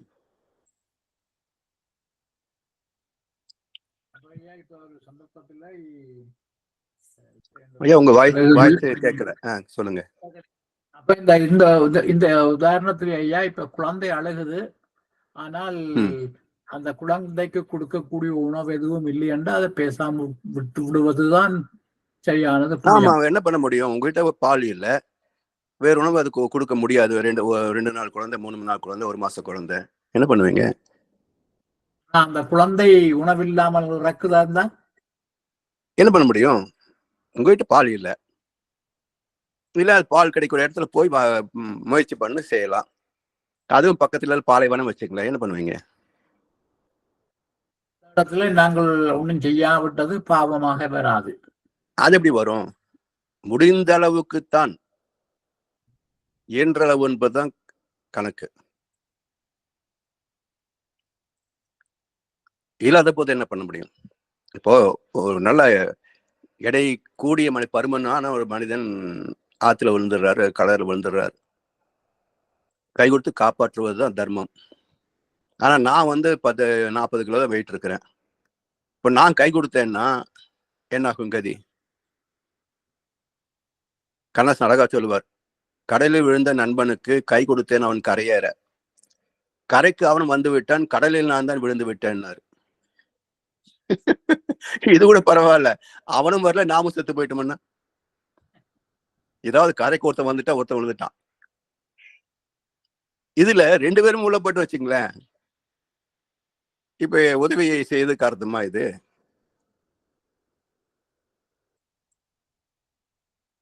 இல்லைங்களா ஐயா? இப்ப இந்த கண்ணப்ப நாயனார் சரித்திரம் இருக்குல்ல ஐயா, கதை இருக்குதானே. கண்ணப்ப நாயனார் சரி, அவர் தனது கண்ணை எடுத்து ஒப்பியது அல்லது சிவனுக்கு மாமிசம் உணவு படைத்தது, அது பாவமா நல்ல எண்ணத்துல செய்தது பாவமா புண்ணியமா? அதாவது திருவிளையாடல் புராணம் சேக்கிழார் எழுதியது தானே பெரிய புராணம். இது நடந்ததாக சொல்லப்பட்ட நிகழ்ச்சிகளை சேக்கிழார் போய் அந்தந்த ஊர்ல போய் கேட்டு செய்திகளை சேகரித்து எழுதியதை தவிர நேரில் கண்டு எழுதிய கதைகள் அல்ல. நீங்க ஜஸ்ட் நினைச்சு பாருங்களேன். இப்போ இப்படி நம்ம பிராக்டிகல் இப்போ தெருவில் இறங்கி போய் ஏதோ ஒன்றை பற்றி ஒருத்தட்டு கேளுங்க, அவருடைய அறிவு கேட்டிய வார்த்தைகள் எல்லாம் சேர்த்து போட்டு பில்டப் பண்ணி சொல்லுவார் இல்லையா? இல்லைங்களையா? ஆனா நடந்த நிகழ்ச்சி அது மறுக்க முடியாது, ஒன்று நடந்திருக்கு. இது போலத்தான் கற்பனைகளை கலந்து எழுதியதுதான் இதுல சில உண்மைகள் இருக்கு. ஏன்னா சேக்கிழார் அவர் ஓரளவுக்கு ஆன்மீகத்தில் தேர்ச்சி பெற்றவர் இல்லையா? இதுல என்ன கருத்து வைக்கிறாருன்னு சொன்னா, 2 கண், ஒன்று நமக்குள் இருக்கின்ற ஆத்மாவை பார்க்கின்ற ஒரு கண், அகக்கண். இன்னொன்னு பரமாத்மாவை பார்க்கக்கூடிய கண். அப்போ ஆத்ம தரிசனம் பெற்ற பிறகு இறைவன் அடுத்த கண்ணு பார்க்கணுமே, தெய்வ தரிசனம் பெறணுமே என்று சொல்லி அடுத்த கண்ணிலே ரத்தம் வந்தது. அப்போ அந்த கண்ணை வச்ச பிறகு அவனுக்கு மோட்சம் கிடைத்தது என்பது கதை. கருத்து என்ன? 2 கண்களும் நமக்கு வேணும். ஆத்ம தரிசனம் வேணும், தெய்வ தரிசனம் வேணும். அப்பதான் முக்தியை பெற முடியும். அதே போல ஏற்பகை நாயனார் ஒன்று இருக்கு பாருங்க. ஒரு அடியார் எது கட்டம் கொடுத்துருவேன்னு சொல்லி ஒருத்தர். அப்ப சிவபெருமான் அடியார் இதுல உங்க மனைவி கொடுனார், கொடுத்துட்டார். இப்போ இது தர்மமா? உன்னை நம்பித்தான் அந்த பொண்ணு வந்தாங்க, நீ இன்னொருத்தனுக்கு போ அப்படின்னு சொன்னது எப்படி நியாயமாகும்? இப்ப நீங்க சொன்னீங்க இல்லைங்களா நோக்கம் அப்படின்னு. இப்ப இதனுடைய எவ்வளவு விடிபடுது பாருங்க இந்த கதையில. இவனுக்குத்தான் மனைவியா வந்தா அந்த பொண்ணு, இன்னொருத்தங்கிட்ட போன்னு சொல்றதுக்கு இவனுக்கு என்ன உரிமை இருக்குங்க? சரியா? ஒண்ணு. இப்போ இதனுடைய தாத்பரியம், தத்துவார்த்தம் என்னன்னு பாருங்க. இவரு சிவனடியார், நல்ல சிவனடி, எதையுமே என்னுடையது என்று நினைக்காமல் எல்லாவற்றையும் அர்ப்பணிக்கக்கூடிய பக்குவமான சிவனடியார். அப்ப இறைவன் எப்படி ஆட்கொள்கிறான்? வந்தாரு, உன்னுடைய ஆத்மா என்னிடத்தை சரணடைந்து விடு, உன்னுடைய ஆத்மாவை என்னிடத்திலே அர்ப்பணித்து விடு, அப்போ நீ உனக்கு நான் மோட்சம் தருகிறேன். ஆன்மாவை உன்னிடத்தில் அர்ப்பணித்து விட்டேன், மேன்மையுள்ள பேரின்ப ஊற்றா முன்னில் மிதக்கின்றேன், காப்பாய் இந்நிலை மாறாமல். மகர்ஷி கவியை தர்றாரு இல்லையா? அப்ப மனைவி பெண் என்பது ஜீவாத்மான்னு அர்த்தம். அப்ப சிவனடியாருடைய ஜீவாத்மாவை இறைவன் ஆட்கொண்டான், எனக்குன்னு வாங்கிக்கிட்டார், இவருக்கு மோட்சம் கிடைச்சது. இப்படி சிவபுராண கதைகள் எல்லாம் உட்கருத்து இருக்கிறது. அதைத்தான் நம்ம புரிஞ்சுக்கணும். இப்படி பார்த்தீங்கன்னா அதுல கேள்வியில் வருகின்ற போது குழப்பங்கள் தான் மிச்சமாகும். மழுப்பல் பதில் தான் வருமே தவிர அறிவுபூர்வம் பதில் கொடுக்க முடியாது. இதுதான் பக்தி மார்க்க கதைகள் எல்லாம் இருக்கக்கூடிய குறைபாடு. அறிவுபூர்வமான கேள்விகளுக்கு அங்கே பதில் இல்லை. அப்ப என்ன பண்ணணும்? வேதத்தின் துணை கொண்டு அது என்ன தத்துவம் சொல்லப்பட்டு இருக்கும் அப்படின்னு ஆராய்ச்சி பண்ணி பார்த்தோம் அப்படின்னாக்க 63 நாயன்மார்களின் கதைகளிலேயும் நமக்கு கருத்துக்கள் கிடைக்கும்.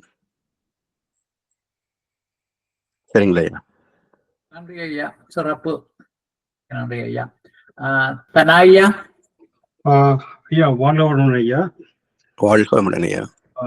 எங்களை ஐயா இந்த சிவா ஐயாவுக்கு சொன்ன ஆன்சர் என்ன குழப்பி விட்டுது ஐயா. என்று சொன்னால் நான் இதை பற்றி உங்கள்கிட்ட இதுக்கு முதலே கேள்வி கேட்டிருக்கிறேன். அப்ப நான் கன்வின்ஸ் ஆயிருந்தது நோக்கம் நல்லதா இருக்க வேணும், அந்த நோக்கம் நல்லதா இருக்க வேணும். அதுக்கு உதாரணமாக இதை பற்றி நாங்கள் ஒரு 2-3 கிழமைக்கு முன்னம் இதை பற்றி கதைக்கு நாங்கள் பேசினாங்கள். அதுல நான் உங்களுக்கு கேள்வி கேட்டேன் அப்படின்னு சொல்லி சொன்னால், உதாரணமாக ஒரு அமெரிக்காவோட கேஸை பற்றி சொன்னான் நான் உங்களுக்கு. அந்த ஒருவன் மகளை கற்பழிக்கிற அந்த மூமெண்ட்ல தாப்பன் அது ஒரு அப்ப அது அந்த அதை சொல்லி முடிக்கவுடனே நீங்க சொல்லிட்டீங்க அது குற்றம் இல்லை அப்படின்னு சொன்னீங்க. அப்ப அது என்ன கன்வின்ஸ் ஆயிடுது என்ன சொன்னா, எனக்கு நானும் எதிர்பார்த்த ஆன்சர் ஆகுதான். என்னன்னு சொன்னா, அவன் அந்த நோக்கம் மகளை காப்பாற்ற ஒண்ணு பண்றாது, அதான் அவன் இது நோக்கம். அந்த இதெல்லாம் அடிச்சு வேற வழியில அடிக்கிறான்.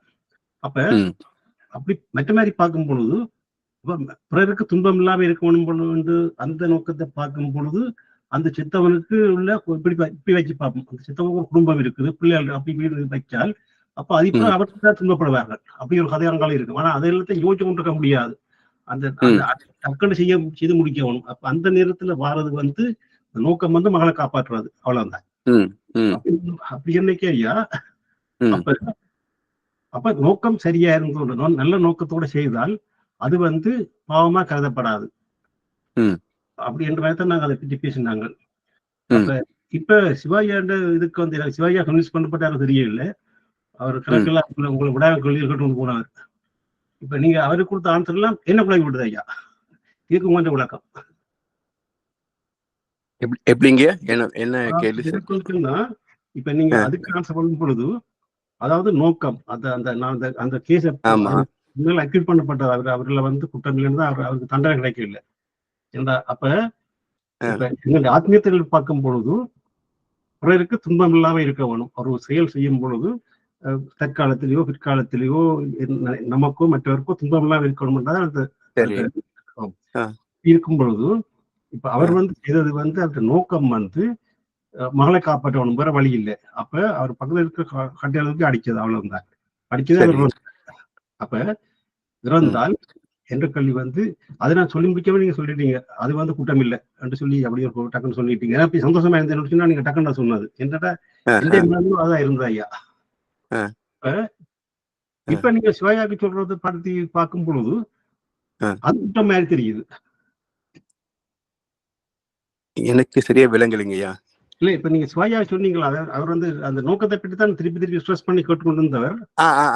சரி, இந்த சிவாய்க்கு சொன்னது அப்ப பாருங்க, அந்த குழந்தைக்கு பால் கொடுக்குற கதை அவர் கேட்டார். ஆமா ஆமா. அப்படி இருக்கும் பொழுது இப்ப பிள்ளை அழுகுது, ஆனால் அவருக்கு தெரியாது அந்த இப்ப பாருங்க பால் தான் கொடுக்கணும், பால் இல்லை. அப்ப கொஞ்சம் கஞ்சி இருக்குது, அவருக்கு தெரியாது கஞ்சி குடிச்சால் பிள்ளை சாக முடியாது, அவருக்கு தெரியாது. அதுக்கு நோக்கம் பிள்ளை அழுகுது, பசிக்குது, அதுக்கு சாப்பாடு கொடுக்கணும். அந்த நோக்கத்துல அவரை கொடுக்குறாரு. கொடுத்தால் அது கஞ்சி சமைக்காம பிள்ளை செத்து போச்சு. செத்தால் இது பாவமா பாவம் இல்லையான்னு அவர்கிட்ட கேள்வி. அப்படி எனும் பொழுது இப்ப அவருக்கு நோக்கம் அதை கொடுக்கும் பொழுது அவருக்கு நோக்கம் ஒன்று அவருக்கு தெரியாது, அந்த கஞ்சி சாகும் பொழுது அவருக்கு தெரியாது ஒன்று. அந்த பிள்ளை பசிச்சு அழுகுது, அப்ப அதுக்கு சாப்பாடு கொடுக்க வரும். ஆனபடியால அதுக்கு நோக்கம் அந்த நல்லதை ஒன்று செய்யணும் தான் அவர் செய்தாரு. ஆனால் அந்த குழந்தை இறந்தால் அது பாவமா பாவம் இல்லையான்றதான் அவர்கிட்ட கேள்வி. ஆமா. அப்ப நீங்க அதை சொல்லிக்கொண்டு போய்க்க சொன்னதுன்னு சொன்னால், இல்ல அது பயிற்சா விட்டுறவன் கொடுக்க கூடாது அப்படின்னு சொன்னீங்க. அப்படி கொடுத்து செத்தா அது பாவம் என்ற மாதிரி.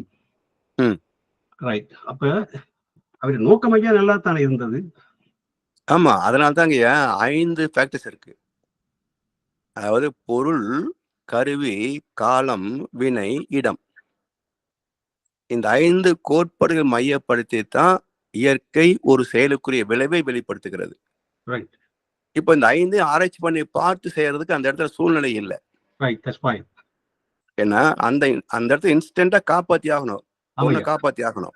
ஆமா. அங்க போய் பொருள், கருவி, காலம், என்ன இடம்னு சொல்லி யோசிச்சுட்டு இருக்க முடியுமா? Right, that's fine. முடியாது. அது மட்டும் இல்ல, நோக்கம் வந்து அவனை கொல்லணும்னு அவன் அடிக்கல. இல்ல. அவன் எப்படியோ மூர்ச்சி அடிக்கணும், ஏதோ விளக்கணும், அடி ரைட். பயந்து கூட அவன் ஓடி இருக்கலாம். ஆனா அது எப்படியோ தகாத இடத்துல பட்டு செத்து போயிட்டான். ஆமா. அப்ப நோக்கம் 2 இடத்துலயும் பார்த்தா அவன் கொல்வது நோக்கம் அல்ல, இதை காப்பாற்றுவது நோக்கம் இல்லைங்களா? ஆமா, ஆமாய்யா. அப்ப நோக்கம் கொல்வது இல்லை என்றாலும் கூட அவனுடைய கட்டுப்பாட்டுக்குள் இல்லாமல் அவனுடைய முடிவு சேர்த்து போயிட்டான். ஆமா. அப்போ இது எப்படி நம்ம வந்து பாபம் சொல்ல முடியும்? அதனால இந்த 5 கோட்பாடுகளுக்கு ஏற்பத்தான் விலை வரும். இதுல எவ்வளவு பர்சன்டேஜ் இதுல போகும்னு நம்மளால கணிக்க முடியாது. ரைட். நோக்கத்துக்கு அதிகமான மார்க்கா, இல்ல வந்து செயலுக்கு அதிகமான மார்க்கா, இல்ல இடத்துக்கா, காலத்துக்கான்னு சொல்ல முடியாது. இந்த 5ம் சேர்ந்துதான் விலை வருது, அவ்வளவுதான் நம்மளால புரிஞ்சுக்க முடியுமே தவிர, இல்ல ஒவ்வொன்றுக்கும் எவ்வளவு பர்சன்டேஜ்னு நம்ம பிரிக்க முடியாது. அது சரி ஐயா. அதான் இயற்கையின் கணக்கு மிக துல்லியமானதுங்க ஐயா. ஆமாய்யா. அப்ப நாங்களுக்கு கேட்குறேன்னு சொன்னா, இப்ப நாங்க ஒரு செயலை செய்யும்பொழுது நாங்க பொதுவாக பேசுவதுன்னு சொல்லி சொன்னால், தற்காலத்திலேயோ பிற்காலத்திலேயோ நமக்கோ மற்றவர்களுக்கோ துன்பம் இல்லாத செயலா இருக்க வேண்டும் என்றுதான் நாங்கள் பேசுறோம். ஆமா, அது பொதுவாக பேசுறோம் அது. ஆனால் சில நேரங்களில அதெல்லாம் பார்க்க முடியாது. அந்த நேரத்தை இப்ப இந்த கேஸ்ல எல்லாம் நாங்க அப்படி யோசிச்சுட்டு இருக்க முடியாது. டக்குன்னு மனதில் வருது, யோசிச்சாலே அங்கே மகளுக்கு காப்பாற்ற முடியாம போயிடும். ஆமா. அப்ப ஆமா, ரைட். அப்படியான சூழ்நிலை வரைக்க அது வந்து நீங்க சொன்ன மாதிரி அந்த 5 கோட்பாடுகள் இருக்கு. அது கடைசியா அதுல வச்சுதான் தீர்மானிக்கப்படும். அதே மாதிரி இப்ப என்ன கேள்வின்னு சொன்னால், சிவாயா கேட்டதுக்கு உங்கள்கிட்ட பதில் வந்து அந்த அது பாவம் தான் சொன்னீங்க நீங்க. பிள்ளை பிறந்து. ஆனால் அவற்ற கேள்வியும் என்னன்னு சொல்லி சொன்னால், அந்த அவருக்கு வந்து நோக்கம் அந்த சந்தர்ப்பத்துல அந்த பிள்ளைக்கு வந்து அவற்றை நோக்கம் வந்து சாப்பாடு கொடுக்க விட்டா பிள்ளை செத்து போகும், இல்லாட்டி அப்படியே போயிடும். இதோட அப்படி அதை தடுக்க வேணும்ன்றதுக்காக அவர் யோசிக்க இந்த கஞ்சியை கொடுப்போம். ஆனா அவருக்கு தெரியா கஞ்சி தான் சாகம் பண்றது. ஆமா, அவர் நல்ல நோக்கத்தான் செய்கிறார். ஆமா. அப்படி சரி, இந்த இடத்துல எப்படி எடுத்துக்கலாம்? இப்போ பொருள், கருவி, காலம், வினை, இடம் 5 எடுத்துட்டீங்கன்னா, நோக்கத்துக்கு வந்து நல்ல நோக்கம், நீங்க 80 மார்க்கே வச்சுக்கோங்க. ஆனா கொடுக்கப்பட்ட இடம், காலம் வந்து பொருந்தல. அப்ப விளைவு என்னாச்சு? நீங்க இந்த நோக்கம் சரியாக இருந்திருந்தாலும் கூட நீங்க அது நீங்க ஒருவேளை நீங்க கொடுக்காம போயிருந்து வேற ஒருத்தர் வந்து கொடுத்திருந்தா அந்த குழந்தை வந்து வாழ்ந்திருக்கலாம் இல்லையா? இப்ப நான் உதவி பண்ண போறேன்னு சொல்லி நீங்க தவறான கொடுக்க போய் அதனுடைய வாழ்க்கை முடிஞ்சு போச்சு. இப்ப இதெல்லாம் யார் கணிக்க முடியும்? பின்னாடி ஒருத்தர் வருவா நமக்கு தெரியுமா? இவர் செய்யும் பொழுது அவர் வரமாட்டோம். அதனாலதான் ஒரு செயலுக்கு இந்த 5 காரணங்கள் மட்டுமல்ல, சமுதாய வினை ஒன்றும் இருக்கு, அதையும் சேர்த்து வரும். அதனாலதான் காலம் அப்படின்ற சமூகத்தை சேர்த்துதான் வரும். காலம், இடம்ன்ற போது சமுதாயம் இருக்கிற இடம் தானே, வீடு மட்டும் இல்லை, சமுதாயம் சேர்ந்துதான் இருக்கும். அதனால ஒரு செயலுக்குரிய விளைவை இப்படித்தான் நம்ம வந்து தீர்ப்பெழுத முடியாதுங்க. எப்படி இப்ப மகர்ஷி என்ன சொல்றாங்க, இதெல்லாம் நமக்கு தெரிஞ்ச வரைக்கும் நல்லபடியா ஆராய்ச்சி பண்ணி பார்த்து வாழ்ந்துருங்கன்றாரு. அதே போல நீங்க சொன்ன உதாரணம் எடுத்தீங்கன்னா, இந்த ரெண்டுமே வந்து எக்ஸ்ட்ரீம் எக்ஸாம்பிள், தினசரி நிகழ்வுகள் அல்ல. உண்மையா நடந்ததையா அமெரிக்கன் கேஸ் உண்மையா நடந்தது இல்ல. இருந்தாலும் கூட இருந்த மக்கள் தொகையில இது ஒரு நிகழ்வு. ஆனா சாமி சொல்லக்கூடிய பிரின்சிபல் படி பாத்தீங்கன்னா, தினசரி இதெல்லாம் பின்பற்றக்கூடிய ஒவ்வொரு மனிதனுக்கும் பொருத்தமான பண்பாடு. சரிங்களா? இந்த நிகழ்ச்சியில சம்பந்தப்பட்ட 2 பேர் 3 பேர் மட்டும்தான். ஆனா பொதுவான பண்பாடு என்பது எல்லோரும் தினசரி வாழ்க்கையில் பின்பற்ற வேண்டியது. இதை பின்பற்றக்கூடிய பண்பாடு பரவலாகிவிட்டால் இந்த சூழ்நிலை வராது இல்லைங்களா? இப்ப எல்லோருமே பண்பாட்டு மிகுந்து விட்டால் அங்க அதர்மத்திற்கு வாய்ப்பே இருக்காது இல்லையா? இல்லைங்களா? ஐயா இன்னொரு சின்ன விஷயம் சொல்ல ஐயா, எங்களுக்கு ஐயா உங்களுடைய ஒரு சுதந்திரம் இருக்கு ஐயா. அது வந்து அந்த மனதில் வர கேள்விகள்ல எதையும் கேட்கலாம்ன்ற மாதிரியான ஒரு சுதந்திரம் இருக்கு. எதையும் கேட்கலாம், எனக்கு தெரியல சொல்லிடுவோம், அவ்வளவுதான். அதெல்லாம் கேட்டு முடிய ஒரு முடிஞ்சது திருப்பி ரிகலெக்ட் பண்ணும் போது ஒரு ஐயாவிட்ட கணக்கு ஆகி பண்ணி போட்டோம் அப்படி இப்படிலாம் மாறுது ஐயா. அதுல ஒண்ணும் கிடையாது. அதனையா சுதந்திரம் ஐயா. அதாவது அது மட்டும் இல்ல, நீங்க துருவி கேட்கிற போது நானும் சிந்திக்கிற ஒரு நிலை ஏற்படுது இல்லைங்களா? அப்ப சிந்திக்கிற போது எனக்கு சில கருத்துக்கள் தெளிவாகும். அப்படியா மெட்டையா உங்களுக்கு பலகாலமா ஒன்று சொல்லுவது நான் இந்த சந்தா சொல்லிடுறோம் சொன்னா அந்த பாலச்சந்திரன் ஐயா இங்க வரும்பொழுது சில சமயத்துல மன்றத்துக்கு குடியாரத்துக்கு நான் அவர் போய் பிக்கப் பண்ணி கொண்டு வருவேன். அப்ப பள்ளியில கதை சொல்லி கொண்டு போவார். அப்ப அது சொன்னா அது எனக்கு அடிக்கடி ஞாபகம் என்று சொன்னா மகரிஷியோட தாங்கள் சரியான தொடர் ஈடுபாடு உங்களுக்கு பாலச்சந்திரன் உங்களுக்கு தெரிஞ்சிருக்கும். அந்த தெரியும். அப்ப அவர் அந்த மகரிஷிட்ட தங்களுக்கு சரியான சுதந்திரம் சொன்னா என்ன கேள்வியும் பயப்படா கேட்கலாம் அவர்கிட்ட. கேட்டாலும் அதுக்கு என்ன சொல்லுவார். அப்ப அப்படியே சுதந்திரமோட தங்களுக்கு இருந்தது. ஆனபடியால தாங்கள் பல விடயங்களை கேட்கக்கூடிய இருந்ததுன்னு சொல்லி நாங்கள் கேள்வியை கேட்கும் போதையா அந்த ஞாபகம் மாறுதுன்னு சொன்னா அந்த மனதில சில சமயத்துல இந்த கேள்வி சரியோ பிள்ளையோ அவர் என்ன பேரண்டா கேட்குறா கேள்வி பிழையே கிடையாதுங்க. கேள்வியில வந்து தவறே கிடையாது. என்ன சொல்ல போனா என்னுடைய வளர்ச்சி கேள்விகள் தான். தினசரி மன்றத்துல பொறுப்பாக இருந்த போது அன்புகள் கேட்ட கேள்விகள் எல்லாம் விளக்கம் சொல்லி அந்த கேள்வி வரும்போது நம்ம சிந்தனை செய்து பார்த்து விளக்கம் சொல்லி இப்படி எல்லாம் இம்ப்ரூவ் ஆனதுனால தான் நம்ம இந்த அளவுக்கு தெளிவு பெற முடிந்தது. ஸோ என்னுடைய வளர்ச்சி என்பது மன்ற அன்பர்களுடைய முயற்சி தான். கேள்வி கேட்கலன்னா இந்த அளவுக்கு சிந்தனை செய்திருக்க முடியாது, வாழ்ந்திருக்க முடியாது.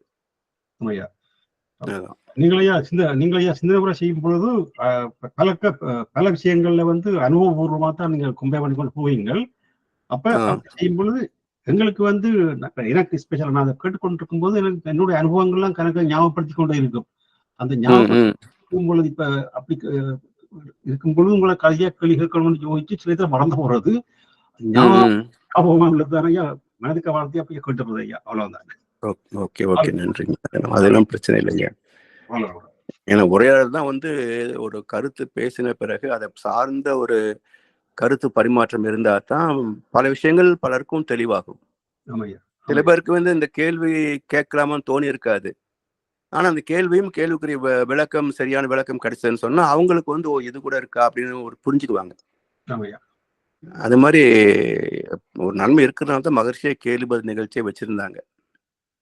இப்போ அது நீக்கினதுக்கு காரணம் என்னன்னா தெளிவு இல்லாதவர்களும் ஏதோ ஒன்று சொல்லி குழப்ப போய் மக்கள் மத்தியில குழப்பம் வந்துருதுன்றதுனால தான் கேள்வி நிகழ்ச்சியை எடுத்துட்டாங்க ஆலியார்ல. ஆமையா நான் அதை பார்த்திருக்கேன். சிலாக்கள் வந்து அதுக்கு பதில் சொல்ல வேணும்னு சொல்லி ஏதோ இப்ப நீங்க உங்களையெல்லாம் கவனிச்சிருக்கேன். சில இடங்கள்ல நீங்க தெரியாட்டி ஸ்ட்ரைட்டா தெரியாதுன்னு சொல்லிடுவீங்க. சிலாக்களை பார்த்திருக்குன்னு அவங்க அதுக்கு பதில் சொல்லணும்ன்றதுக்காக ஏதோ அதை இதை சொல்லி சமாளிக்கிடுவாங்க. ஆனா தேவையில்லை. ஏன்னா எல்லாமே எனக்கு தெரியும்ன்றதுக்கு சாத்தியமே இல்லை. கட்டுறது கைமண் அளவுன்னு மகான்களே சொல்லியிருக்கிறாங்க. ஆனா தெரியலன்னு சொல்றது என்ன வெக்கம் என்ன இருக்குல்ல? நம்ம என்ன ஞானிகளா? எல்லாத்திலும் எங்களுக்கு பெரிய திருப்தியா இருக்கிறது. அதான் நாங்க போய் கேட்கிறோம். நன்றிகள் ஐயா. நன்றிம்மா. வாழ்க்கை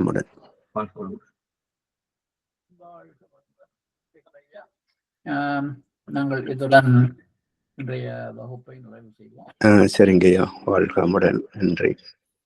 அனைவருக்கும் நன்றிகள். இதுவரை நேரமும் திருவெந்திரல் வகுப்பின் 39 சிறப்பாக நடத்தி தந்து நமது கேள்விகளுக்கெல்லாம் தெளிவான விளக்கங்களை தந்த முதலை பேராசிரியர் பழனிசாமி ஐயாவுக்கு வாழ்த்து தெரிவிப்போம். பேராசிரியர் பழனிசாமி ஐயா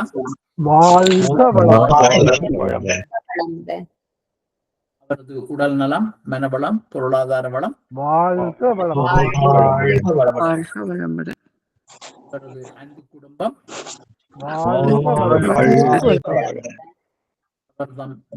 அவரது வேதாத்திரிய தொண்டு